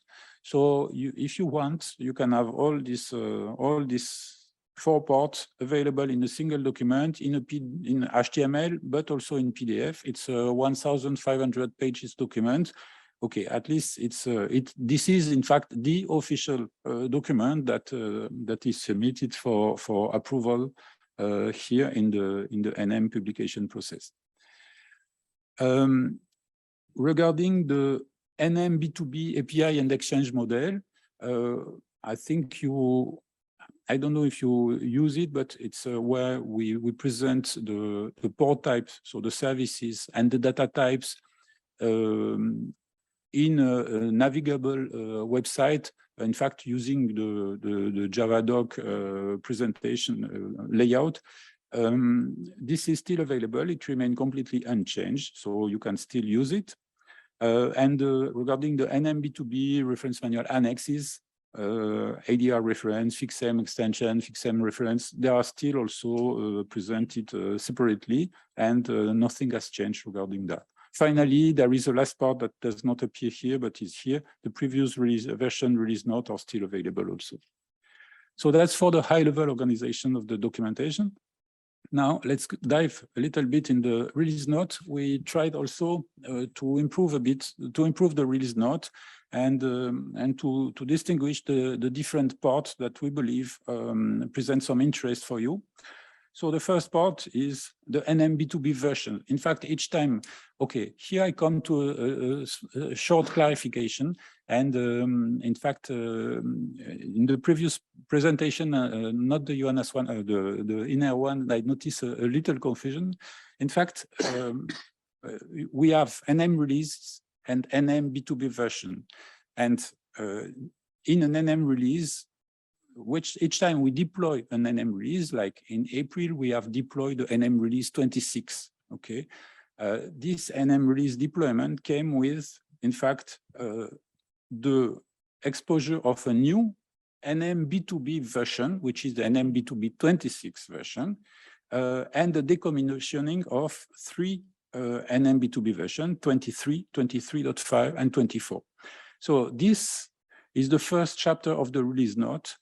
What are the NM B2B version that we deploy, and what are the NM B2B version that the NM release decommissions? Okay, so that's the first chapter, and you will find always this information here. Meaning that once the NM release 26 is deployed, 2 versions are supported today: NM B2B 25 and NM B2B 26. Okay, the second chapter of the release note it focuses on the transversal changes. By transversal changes, we mean changes that affect all or most businesses, most service groups, or changes that have a very large impact. Okay, so typically, in the context of NM 26, there was the deployment of Solace, which is a completely new technology used to support the publish subscribe services and our internal exchanges also. Okay, these are considered transversal change. We try to emphasize them in the context of this release note. I read also the security policy update. Indeed, we now support TLS 1.3. I forgot to repeat that, but this is typically the kind of change that you will find in this chapter of the release note. And the third chapter is about the impact on the previous version. So each time we deliver a new NM release and then a new NM B2B version, we make our best effort to not create backward incompatible changes. But sometimes it is not possible. and we have to impact the previous version. Typically, there were several very light point, but we adapted. We fixed some. Joanna mentioned that we fixed some bug in validation pattern of various entity IDs, traffic volume ID, traffic volume set IDs. This, strictly speaking, impact. These fixes, strictly speaking, impact the NM B2b 25 version. So all this impact on the former version will be summarized in the section in the chapter 3 of the release note, impact on previous version. Then the next chapter is about the migration guideline. So it is another use case here is what do you have to do to move from the NM B2b 25 version to the NM B2b 26 version. And this will focus on this adaptation that you will have to bring to your code that was formerly consuming the NM B2b 25 services to make it capable to consume the NM B2b 26 services. Okay, these are so-called migration guidelines, and they focus on the main adaptation point. Finally, we have the version notes. In the version note, we detail all the changes with all the impact on all the models that we have delivered in the context of the NM B2B in NM26 release. Okay. So typically the transversal change section, the impact on previous version section, and the migration version guideline section, they refer to the version note. So if you want to have the exhaustive view, please read the version note. Here you will see everything. The three intermediate chapter, transversal change, impact on previous version, migration guideline, they are entry point to accelerate your work, to warn your attention, but they are not exhaustive. So next slide. Okay, new improvement in the NM B2B documentation, and this is in the context of the SWIM compliance. We have now for each service group, we have added an appendix, which is the ARM semantic correspondence, which basically associate each class attribute, union choice, enumeration value with its counterpart in the ARM repository. So this, you can find it like that. It's an appendix that is in fact required. Well, the appendix not as a form of an appendix, but this information is required by the appendix, the SWIM compliance. And if you click on the IEM, on the NM B2B attribute element, you will arrive to the documentation. If you click here, you will be targeted to the you will be linked to the IRM repository. Next point, we often receive a demand to have change bars when we update the documentation, when we publish new version or a new edition of the documentation. Unfortunately, we could not find a satisfactory solution for change bars. Because technically it was a bit difficult, because also it's difficult to implement change bar when you have a big change, like moving a chapter from one part to another, a section to one part to another. So what we decided to provide you is last updated tags, last updated marker that we inject in principle at the beginning of the section. Documentation section that are updated. So this is true for the, let's say, the plain documentation section, the document typically that you find in essential or in the context chapter of the service group documentation. This is also true and can be go into the detail, like for example here in the context of the exchange model, in the aircraft identification, we have updated the documentation of the aircraft ID attribute. And you see the documentation indicates when it was last updated, the NM B2B version and the edition. So you will find edition 1 or edition 2. Voilà. I think that's all for the documentation changes. Let's go to the second topic, which is about message exchange patterns. Here also, we have new things. First, there is a new chapter in the part 2 essential, which is chapter 5, which is message exchange patterns, which describe the 4, in fact, message exchange patterns that we support: synchronous request reply, asynchronous request reply. I will come back to this one because it's new, publish subscribe, and file download. So if you want to have general information of the message exchange pattern, go to this chapter 5 of the essentials part of the reference manual. So in NM26, what is new? As I said, new asynchronous request reply pattern.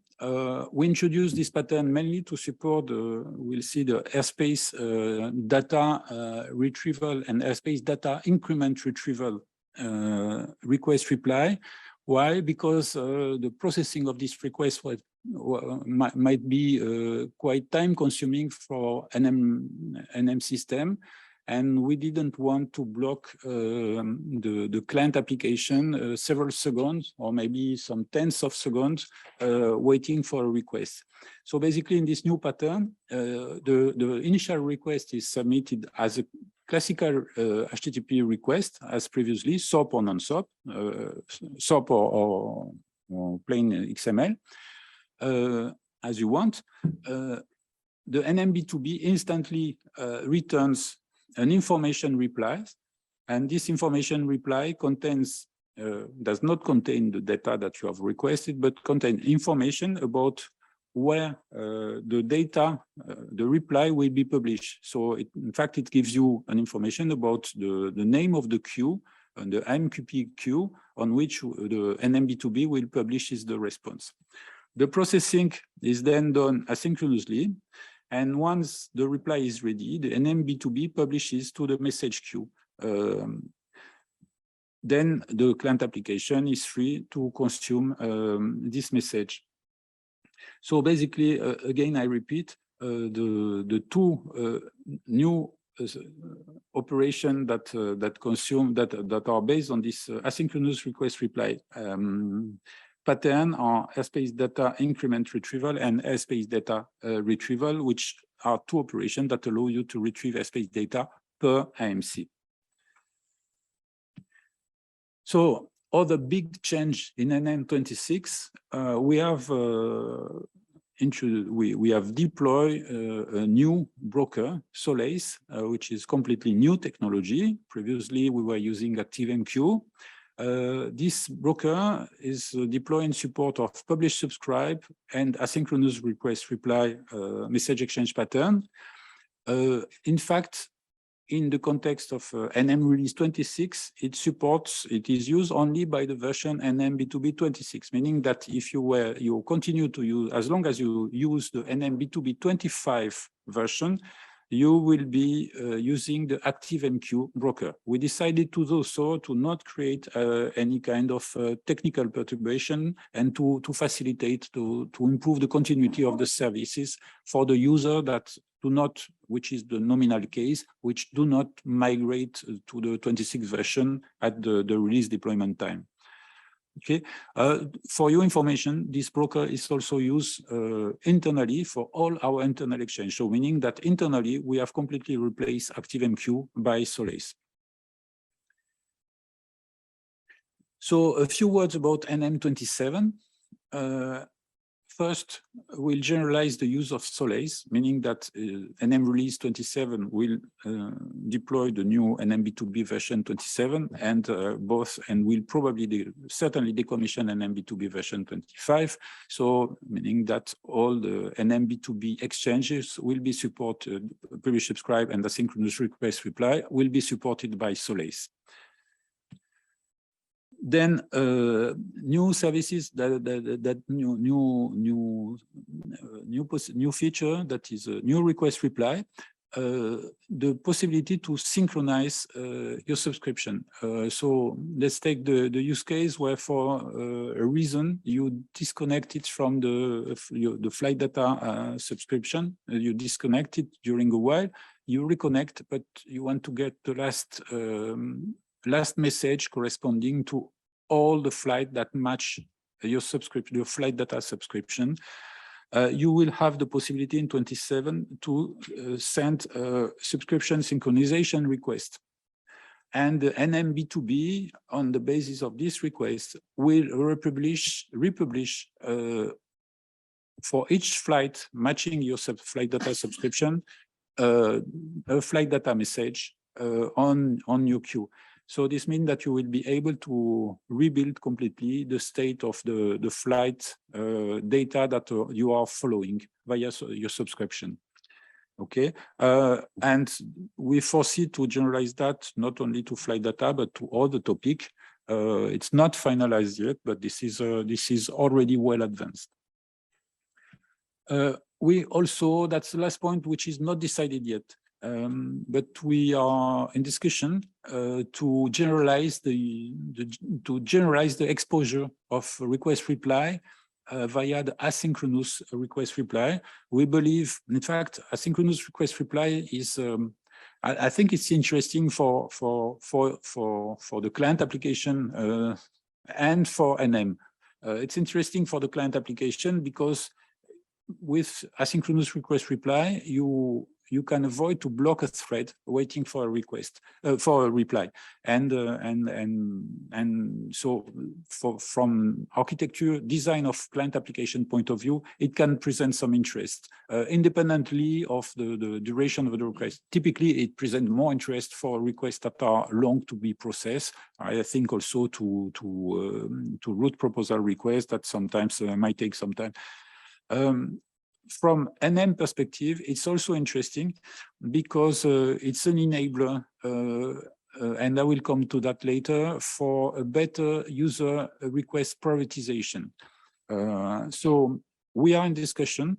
This is not decided yet, but it is possible that in NM27 we publish all requests also, we expose them also in asynchronous. This means that we'll anyway continue to support the synchronous request reply. Yeah? That want to be clear, but we are discussing to also open the asynchronous additionally. Voilà, that's all for message exchange pattern. Then we go to the next topic, which is about access control. In fact, the work on access control start with Joanna. We were reviewing a bit some documentation, and in plenty of places we find some text like some comments, notes. This service is submitted, the access to this service is submitted to special authorization, or the access to this field is submitted to special authorization. And when reading this text, we were thinking, yes, but in fact, everything is submitted to access to special authorization. In fact, all our service, the data that we expose are submitted to authorization point. And more generally, I will clarify this distinction, are submitted to access control. So in fact, if you want to use a service, you need to have access to this service. If you want to read or write a data via a service, you need to have the read or write access to this data. Okay. So, and we realized that, in fact, we were putting such text in the documentation, but that the user had absolutely no way, in fact, had no way to know precisely what you had access to in terms of service and on which platform. So that's in fact what initiated this work on improving the access control. So in NM B2B 26, we did quite a lot. We have completely reviewed this service and resource access control model and the way we document it. I will clarify also the concept of service and resource access. We have introduced a new NM B2B resource model. We have documented for each request reply, for each publish subscribe topic, which resources it read and or write. we have clarified the distinction between service and resource access control, and we are now capable to tell you what you can access. We also clarified the distinction between access enablement, which is typically platform dependent, and access authorization, which is user/certificate dependent. And finally, we have added a new user information service. The NM B2B exposes a new user information service that enable you to know what is accessible or not. So that was the overview. Let's start with the resource model.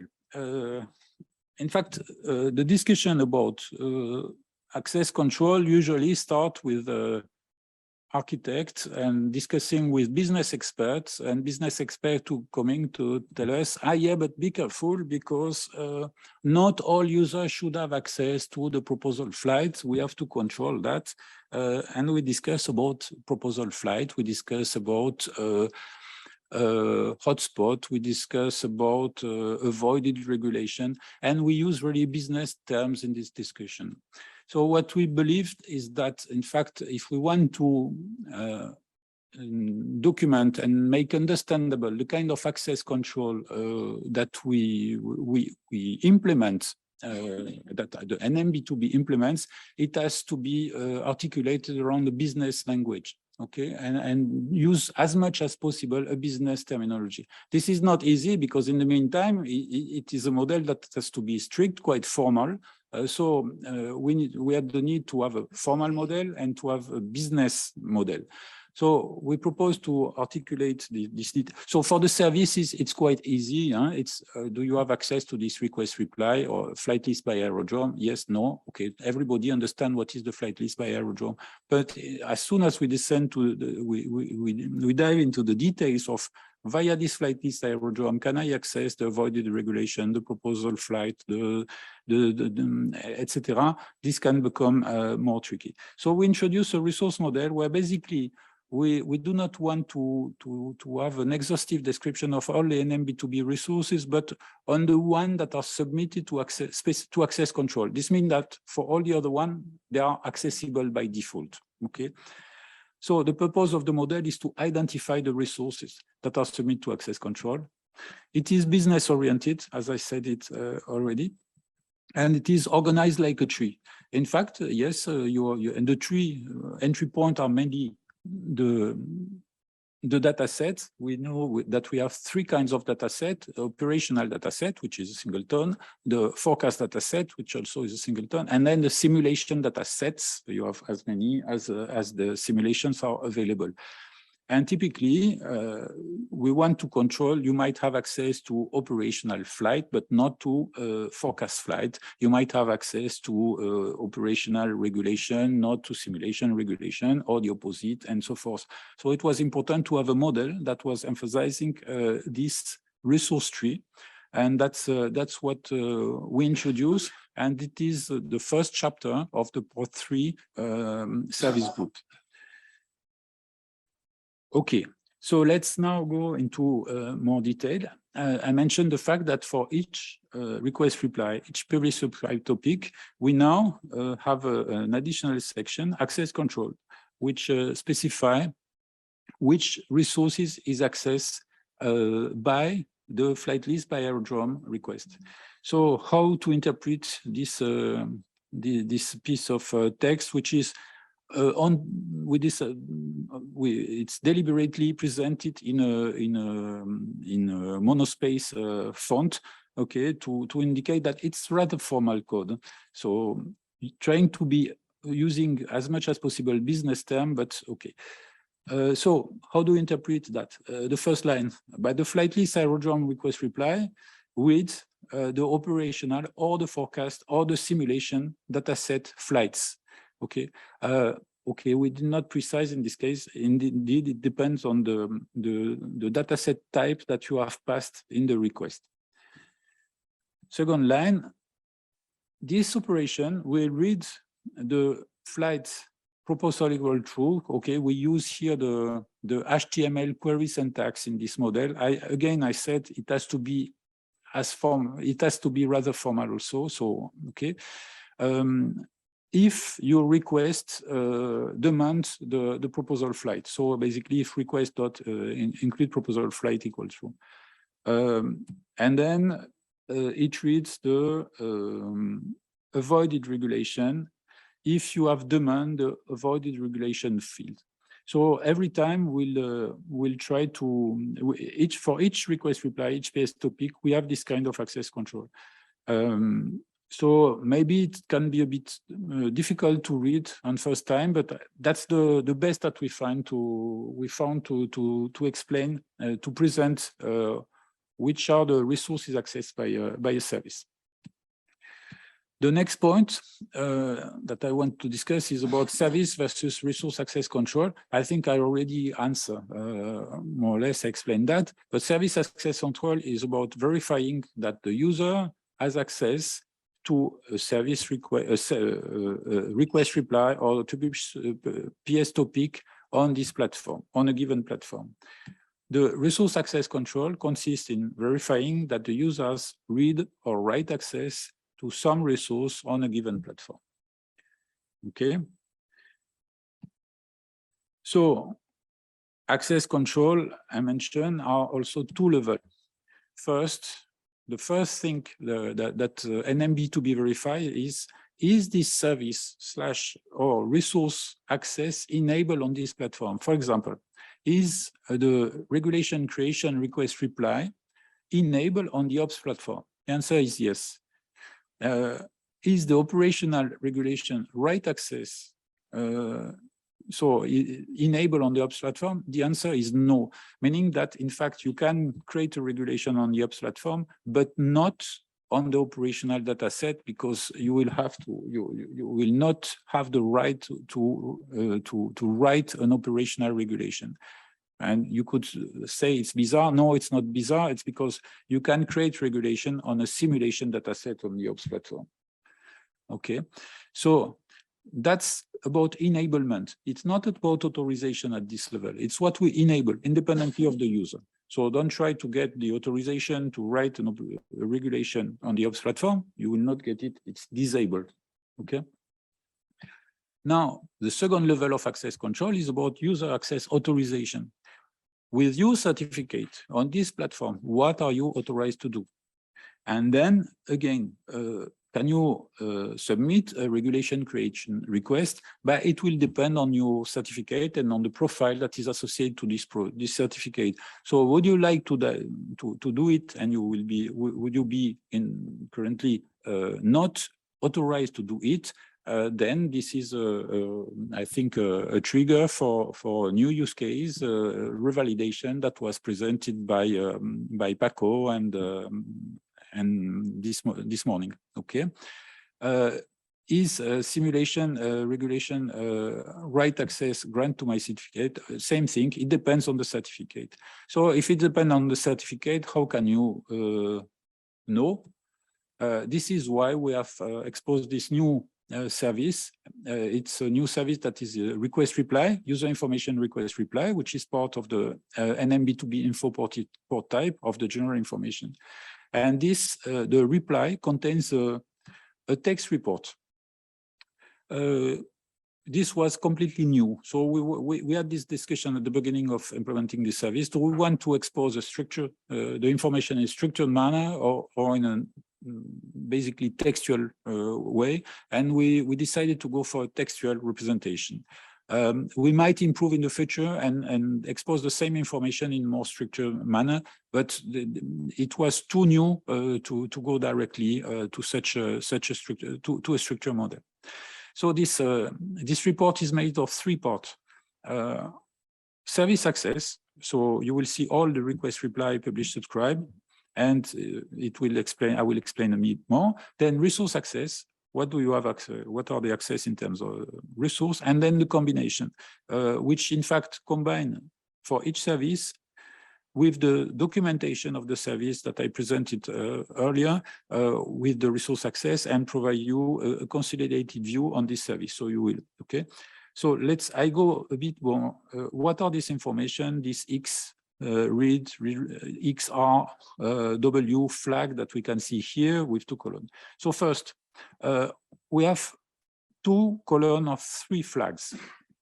Okay, the flag are X, R, W, or dash, and each time it's X or dash, R or dash, W or dash. In fact, it's basically we reuse the Unix notation for executable read, execute, read, write permission that you have on a Unix file system. So it's something that we believe was easy to understand for the NM B2B developer, NM B2B client application developer, client application architect. So the first column is about the service/resource enablement. Typically, on a service, you will have either an X or dash. Okay, on a resource, you will have either an R or dash read or dash dash. Sorry, dash dash or read write. Okay, these are the possibilities. This is service resource enablement, so it will tell you, and it is per platform. You remember you have invoked this request on a given platform. In fact, it will give you the information for this platform, meaning that if you run the same request on the ops platform and a pre-ops platform, you might have distinct result. Okay, and the second column is about what your certificate is authorized to access on this platform. Again, with the same X read write, okay, flags. For typically X for services and read or read write for resources.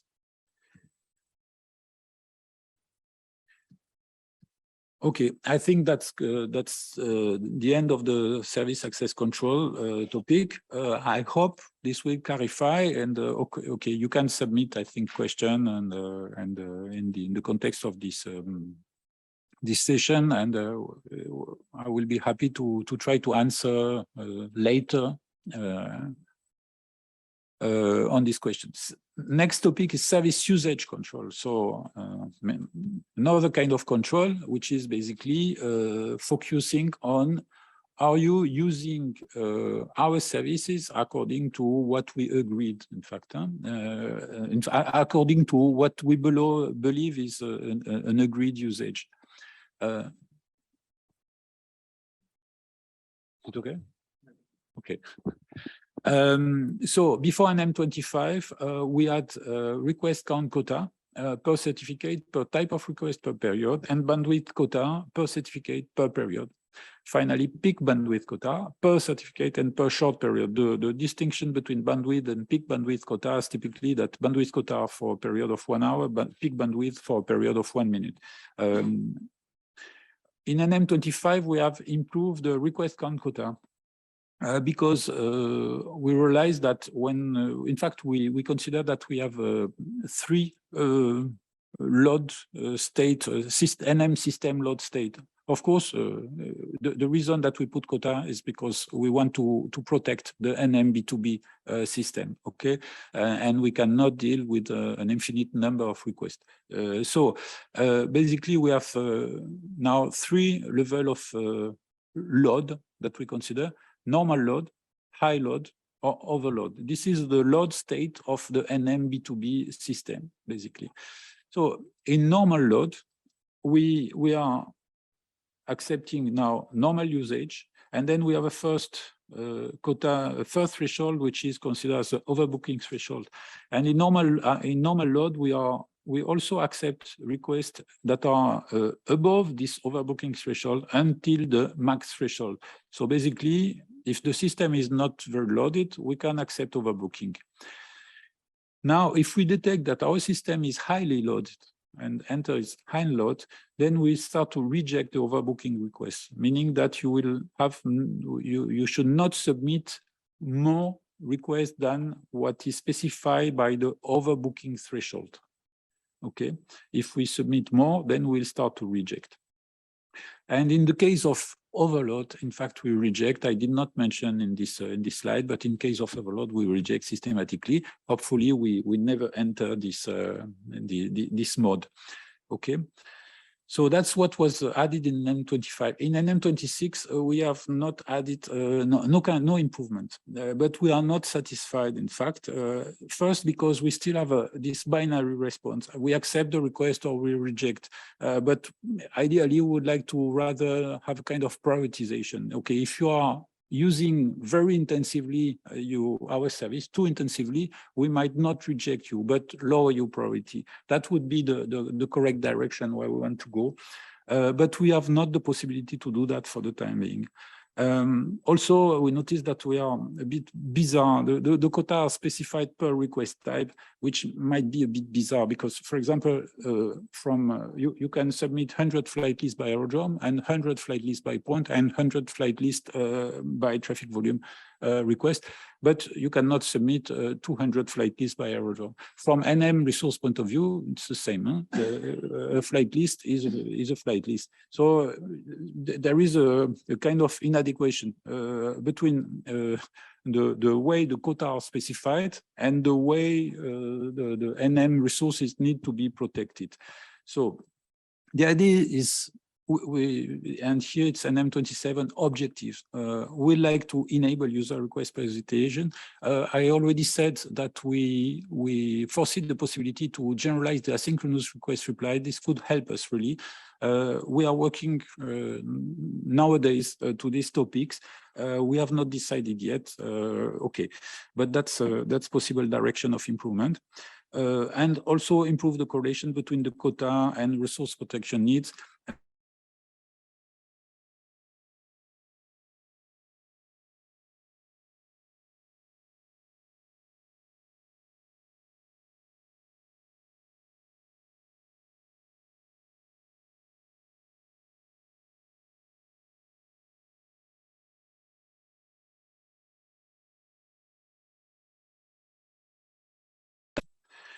Last topic that I wanted to present is about service reorganization. It's a plan for NM B2B 27. In fact, it's well advanced and it's almost finalized for the one that I will present.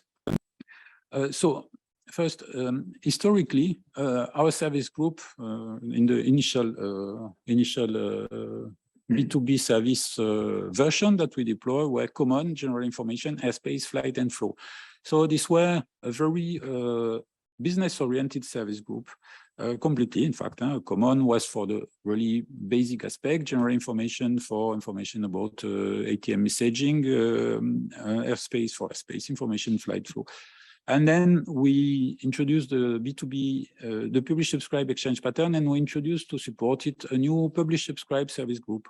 And okay, that was done for technical reason, but we believe now that this is bizarre because it's really a service group that comes here where all the other service group were business. We have created technical service group. Basically, it encapsulates two things: the subscription management port type, which exposes all the subscription management request replies, and another messaging port type, which is in fact the request reply operation that is there to poll the publish message if you are not capable to use AMQP. Okay, which is a kind of fallback solution. But it's also encapsulate all the PS topics with the, in fact, a business aspect, like this is where you will find the flight data message filter, the flight data message payload configuration, which are completely business dependent, which creates some bizarre things that in the publish subscribe service group, we have to, we depend on all the business service group, in fact. And this dependency is not something we are comfortable with, neither, and we'd like to get rid of it. We believe it's not correct, and we believe the documentation also of the flight data, for example, publish subscribe topic, should be part of the flight service group because it's where it is logically associated. So finally, we have a new FFI, another FFI service, which is therefore FFI's compliant flight services for the time being. I will not discuss this one now. So we decided in 27 to get rid of the publish subscribe service group. Of course, This doesn't mean that we get rid of what it contains. So how will we do that? In fact, it will rely on the common service group that already exists and the various business service group. To illustrate, I use the flight data topic. So in the common service group, first, we'll create in 27 a new subscription management port type that will come and replace the former publish subscribe subscription management port type. And in the subscription management port type, we have two kinds of requests. Some that are really generic, like subscription, pause, resume, cancel, which do not depend on the subscription business details. All these generic methods, they will be moved directly to the subscription management port type. Okay. And this generic method, they rely on generic data type like PS message, subscription, and so forth. This generic data type, they will be moved to the common data type package, to the data type of the common service group. Okay. Then the messaging port type, which is completely generic, will also be moved to the common service group. Finally, we have subscription creation requests, retrieval requests. They contain the subscription, meaning that they contain the filter and payload configuration, and filter and payload configuration typically are business dependent. So they are business dependent. So what we will do, in fact, is, we'll move first the business data type to their service group. So the flight data message filter, payload configuration will be moved to the flight service group. And the business subscription create, retrieve, update, they will be moved to the flight management port type and slightly renamed, okay, with introducing the topic as prefix of the method, the request reply. Then finally, we'll be in position to remove the data type, subscription management port type, and the publish subscribe service group. And this is, in fact, already finalized. We have finalized that for NM B2B 27. Okay, it will be deployed only in April 2023, but this was to give you some new feature, some information about new feature that will come. This is the end of the presentation. Yes. Thank you, Jacques, for that nice detailed presentation. Now it's time for our colleague Guido Hazevoets to give us his feedback on our first NM B2B survey. He will introduce himself. Thanks, Guido.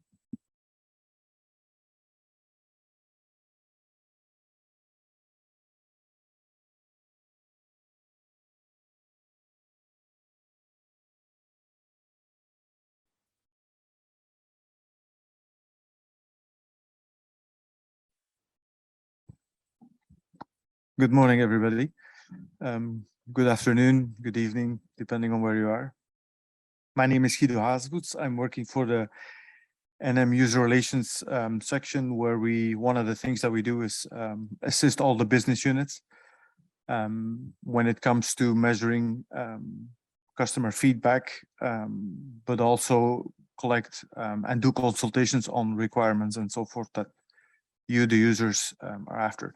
In this context, we started talking in beginning of the spring with the whole B2B team on doing a consultation exercise about collecting future requirements and needs that you guys may have. And then it broadened the scope a little bit. So we ended up with the first NM B2B Web Services survey, not only collecting future feedback, but also feedback on what we're doing today, what works well, and so forth.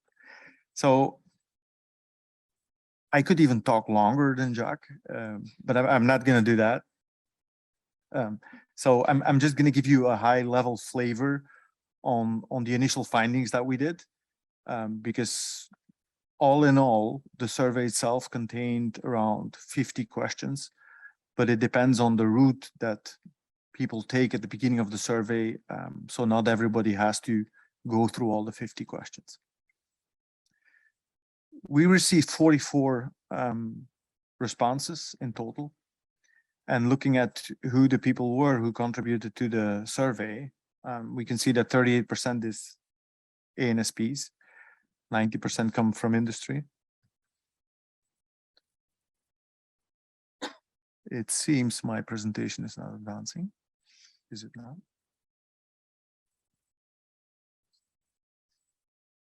Hold on. Hold on.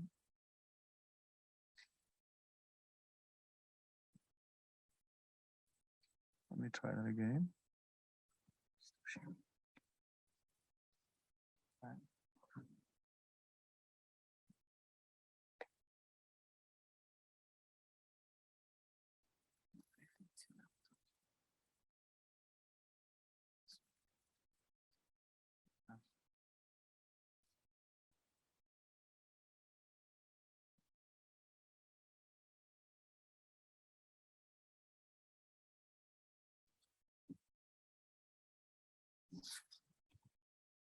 There's always one presentation that's bound to go wrong. Well, today's mine, that's okay. So I was saying 44 responses that we received so far. And if you look at the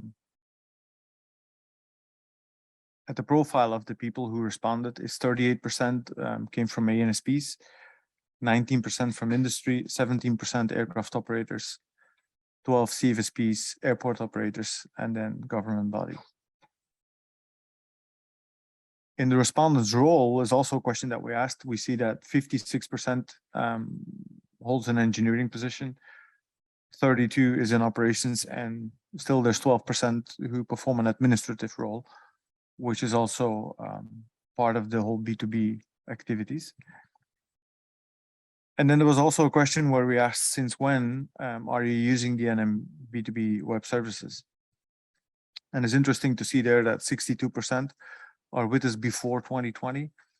And then 19% came between 2020 and now. And another 19% says, I have not submitted the access request form just yet.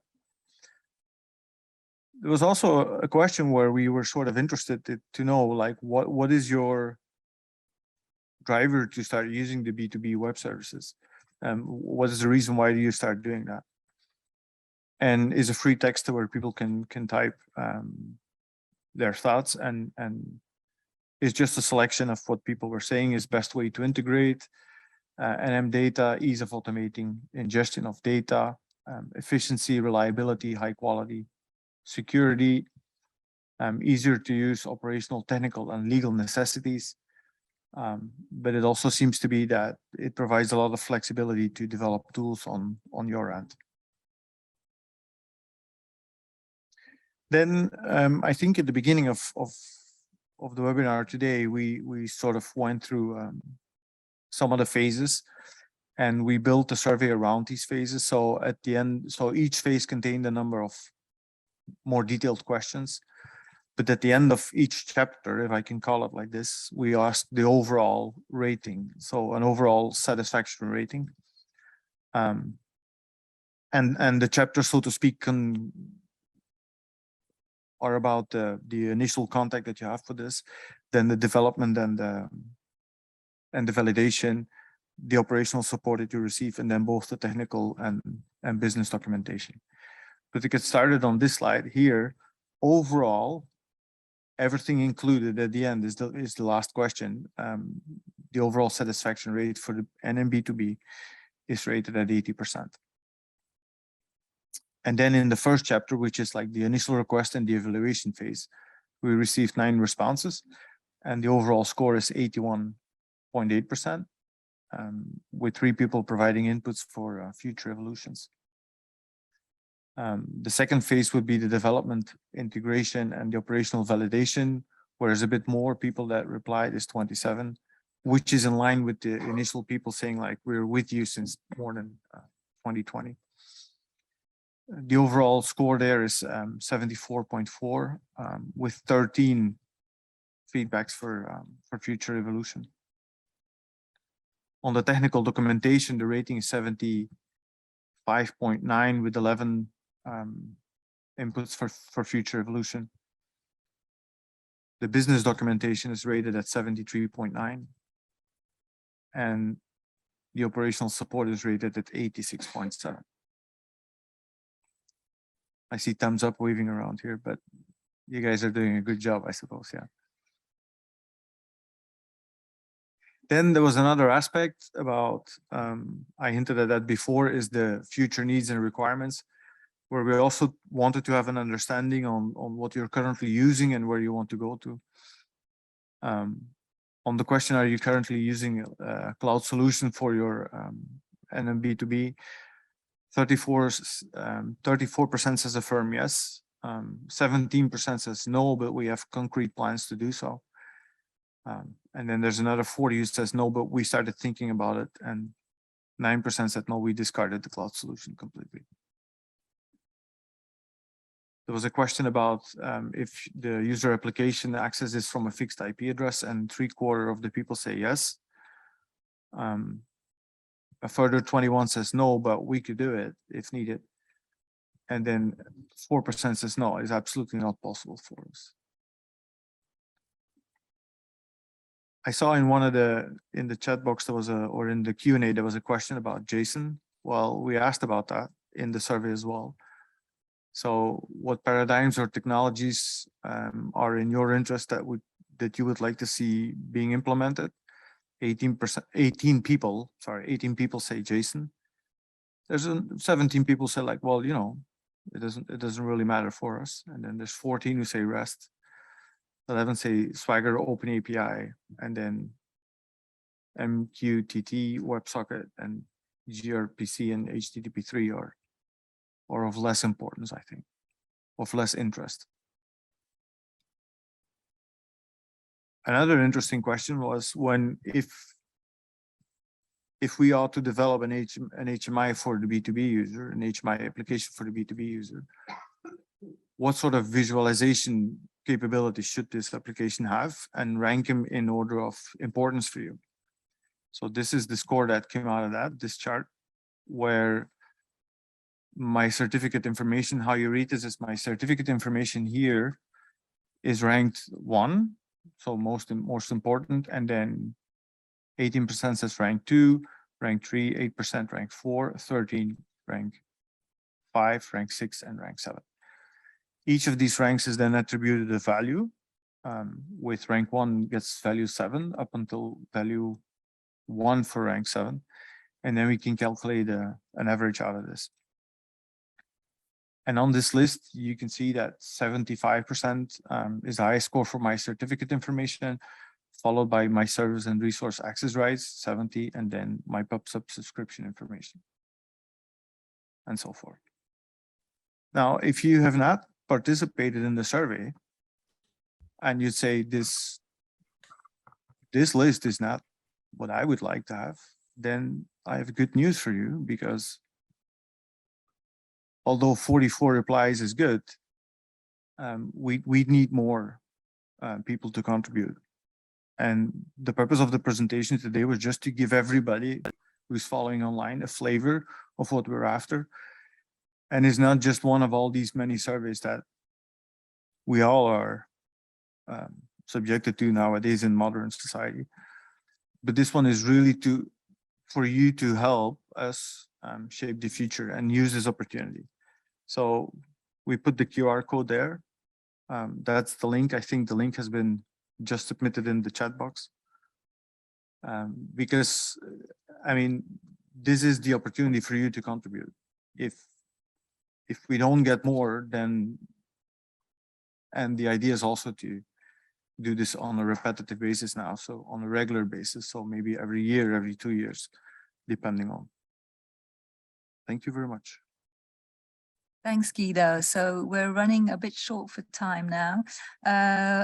Quite a few of the questions have been answered via the Q&A flow, but I have taken them on a spreadsheet, and maybe we can quickly answer to the ones that haven't been taken. And those that are not taken today will be published on the event website with the replies at the end of next week normally. So I shall share this document.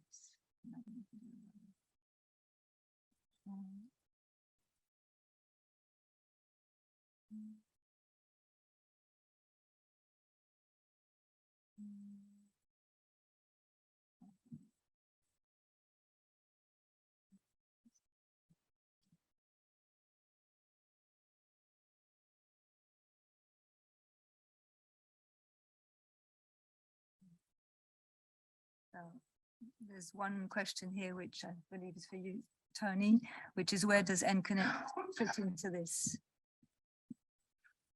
It does, as we take as this system, for example, NConnect is at the sunset as a project. I think they deliver the flight and the flow part. I think on the airspace data, we've not got the development that we wanted, and these are taken further in the groups that I mentioned, that they are developing the digital products for flight and the flow. The requirements and the developments have been passed to Indra, the development team, and they will be accommodated. Thank you. Okay, we have here, I understand that B2B queries are limited to the current and previous day. Is there any other way to fetch data from the past? Who's going to take that?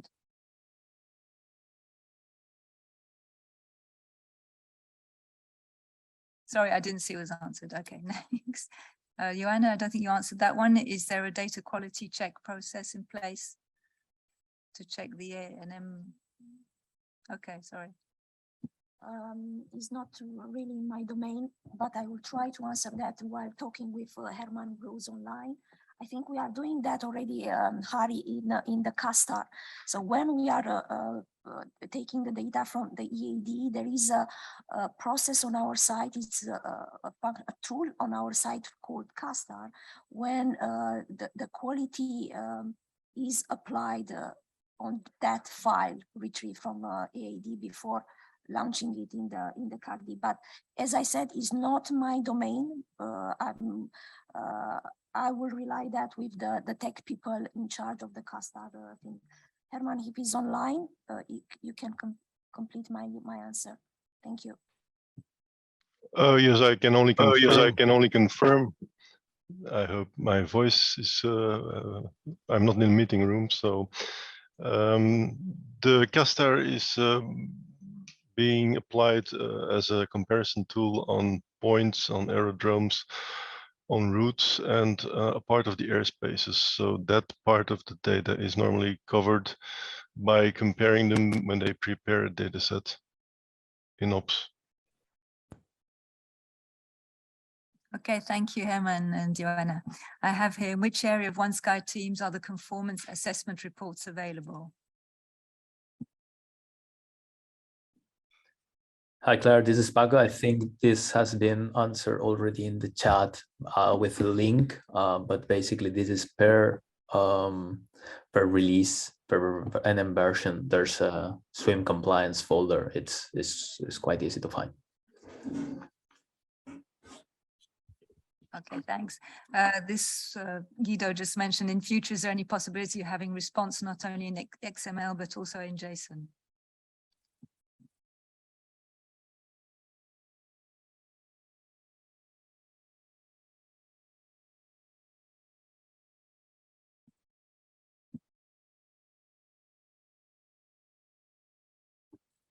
Hi.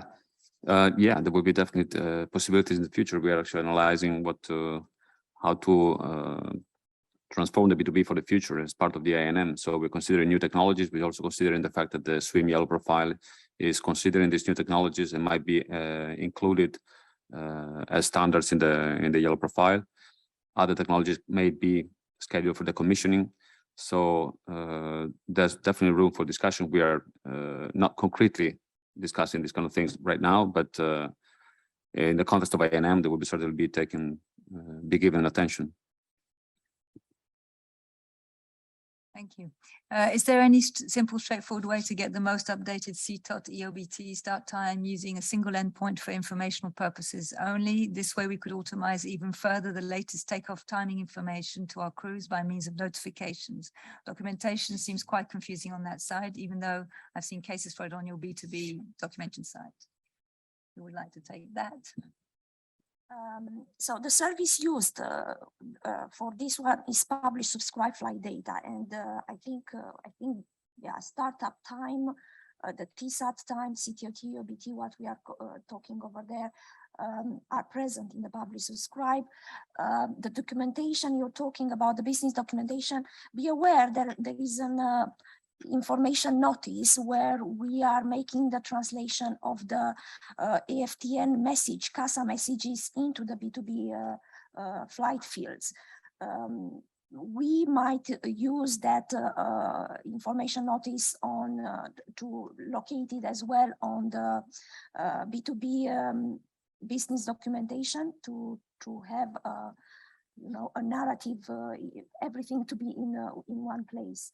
But the service itself, please consult the publish subscribe flight data. Thank you. Thank you. Can we use services of ATF FCM for a remote center only by the means of B2B web services without the need of an FMP?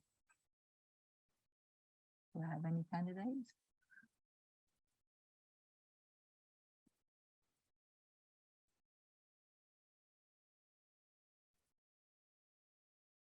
Let me try that one. Remote center, ATFCM remote center with the role of FMP. What role of this remote center is linked to the previous answer when we are talking about publish, subscribe, flight data, or where all the ATFCM messages are present. For an FMP center, you have the right services as well in the B2B services, like regulation proposal, e-help desk, like ready messages. So it depends what role this remote center might have. Thank you. Thanks. Will ADS-B Arian tracks be available on NM B2B publish subscribe services? If so, will it be a global coverage?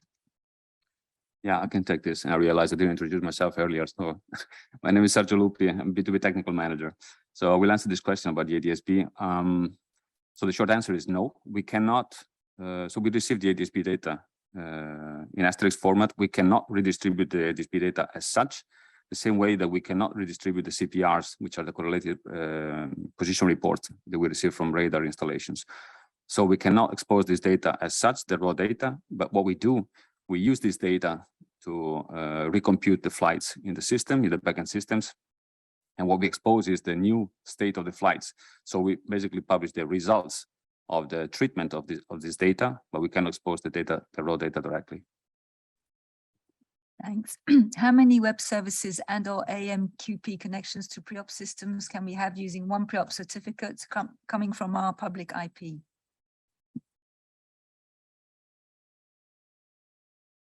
So I don't remember by heart, but all of this is documented in the current publish subscribe services reference manual, which will be then migrated and incorporated with the service reorganization. But everything is there.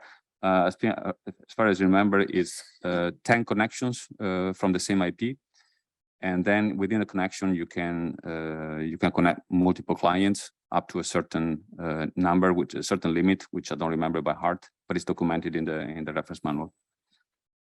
Okay, thanks. How are the estimated actual times, the OBT, TOT, etc., in the NM flight data messages computed? Which factors, whether airport operations, AOPs, are included in this computation and when?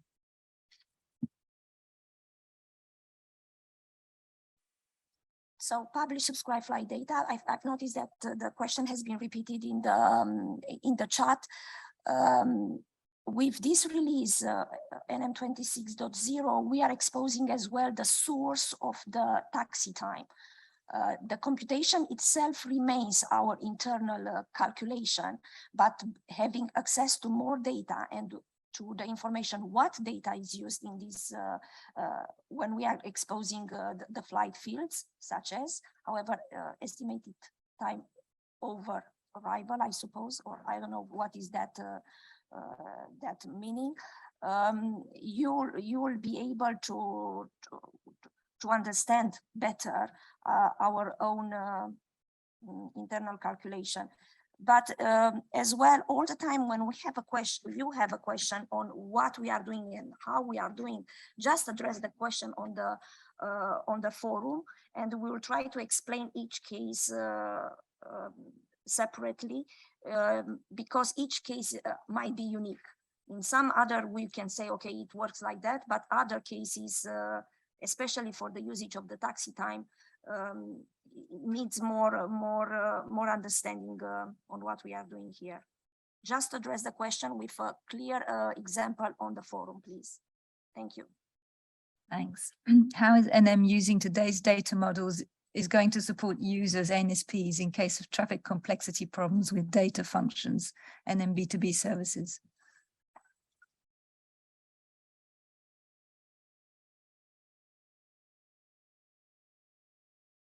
No. Okay, sorry. Number 34. Number 34.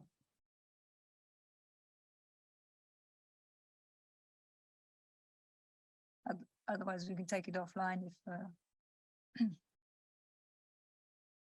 No, okay, we'll take that one offline. Does the Eurocontrol plan to provide any B2C complexity tool for the NSPs in the near future? B2C complexity tool and the complexity tool, do you refer to the STAM? The STAM are services available on the B2B. So I'm not sure what do you call it, traffic B2C complexity tool, Gregory? We have done in the past a prototype of a complexity tool in our backend systems, which was then based on the different models used by different FMPs. But this has never made it to further than just a prototype. I'm not sure when what the plans are for this thing actually. I think we are now more focusing on occupancy CASA as major evolution in our NM functionalities. And once we have that, as part of that, we will start working on the B2B complexity. Thank you, Gregory. And what we said it several times in this meeting is that NM27.0 we rely on the CP1 projects.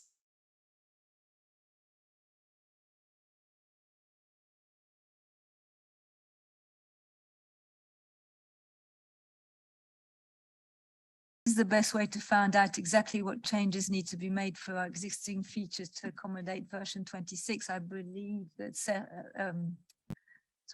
Jacques has gone through most of those. Yeah, exactly. I think the best way would be to look into the section, new section, which is the release notes, which is the guidelines for the migration. Okay.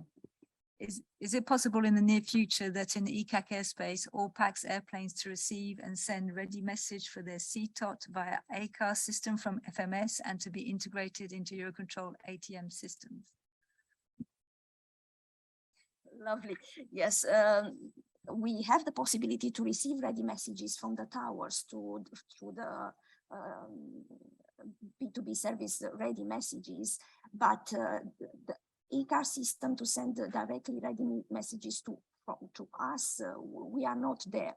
What are the future plans is to receive the ADS-C data into NM, and that will come as well later on.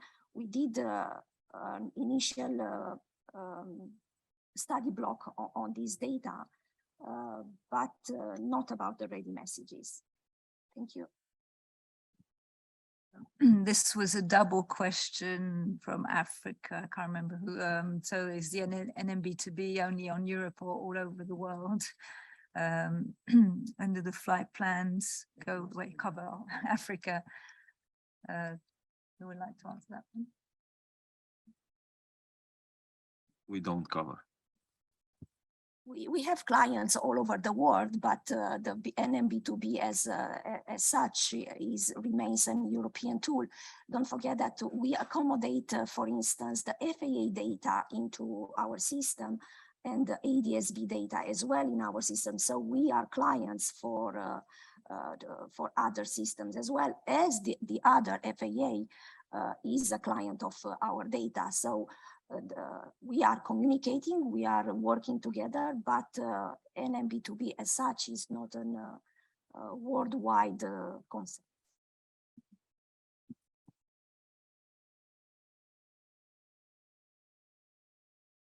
Oh, this one, yeah, sorry. I just wanted to add that, in fact, this is more business-related question, if I properly understand it, and probably should be clarified that NM provides the services that it provides, flight planning and flow management services, within the area which is properly defined and can be found on our website, IFPZ. So we're providing the services, and we are providing the services in the area where we are responsible, which is IFPZ. Thank you, Augustine. Yeah, we just complement one thing. So yeah, the services that we provide as NM are in the European airspace, but the B2B services are available worldwide, of course, as a data distribution, but also as an input. For example, I mean, we received flight service notifications, first service activations from Brazil, for example, for flights coming from South America. We received departure information from the United States. So we do have worldwide reach, both in terms of data dissemination, but also as capabilities for submitting data to NM. Okay. Thanks very much. This is a more general question, which will probably for Tony. What are the perspectives for the adaptation of the European Union present aviation strategy to the recent events of 2020-22, pandemic and war? What are the main changes that we can expect in European strategy and planning and in the strategy and plans of the airlines? That's a big one. Yeah, let me take out my crystal ball and put it here. That's difficult to respond to this. I think I'm not in the policy making of EU, so I think nobody has foreseen, pandemics, or nobody has foreseen the war in Ukraine, and who knows what is expecting us in the future. I think what we can strive on our side is to have a resilient infrastructure and have a resilient workforce. But I think we will see a lot of usage of the word resilience with different connotation. I'm seeing there are a lot of webinars, workshops, and is in the pipeline a new regulation on resilient infrastructure, which comes to complement what was in some of the regulation in the past years. But can't say more on that. Tony. And this is a side question. Will NM and its services be represented at the ATM Congress this June? Yes, we have a big stand together with the other partners, the usual suspects, EASA, Commission, SDM, SJU, INEA. We are all at the same big stand in Madrid. Well, if it's even bigger, so the Eurocontrol delegation is very big, with different pods and different topics. And I think in total from NM we are 29, and certainly we have a dedicated special pod on airports and INM and airspace and capacity. We share that. And there will be 2 presentations, one by Stephen in the day 1. We have also an amphitheater where we can host a lot of visitors. So in the day 1, Steve Moore, the head of Network Operations Management Division, will give a view of this summer and what are the issues that we are trying to fix. And I will do an intro to INM in the day 2 in the digital transformation. So you are welcome to visit us and come and see. And we discuss details that we have obviously not covered in a webinar online. Okay, lovely. Well, seeing that we've covered our time, the rest of the questions, as I said, will be published on the event website with the replies. You can still submit a few questions and we'll cover as much as we can. So we've come to the end of our webinar. I hope you found it interesting and productive. I'd like to thank my NM B2B colleagues and experts for their time during this webinar, our DG Com team for their precious help to organize the event. And of course, many thanks to you all for participating and helping us continuously shape the NM B2B. We hope that we'll hold the next event in hybrid mode on site and online in mid-23, and to have the pleasure of seeing you all again. In the meantime, we wish you all a very restful summer. Thank you very much. Bye.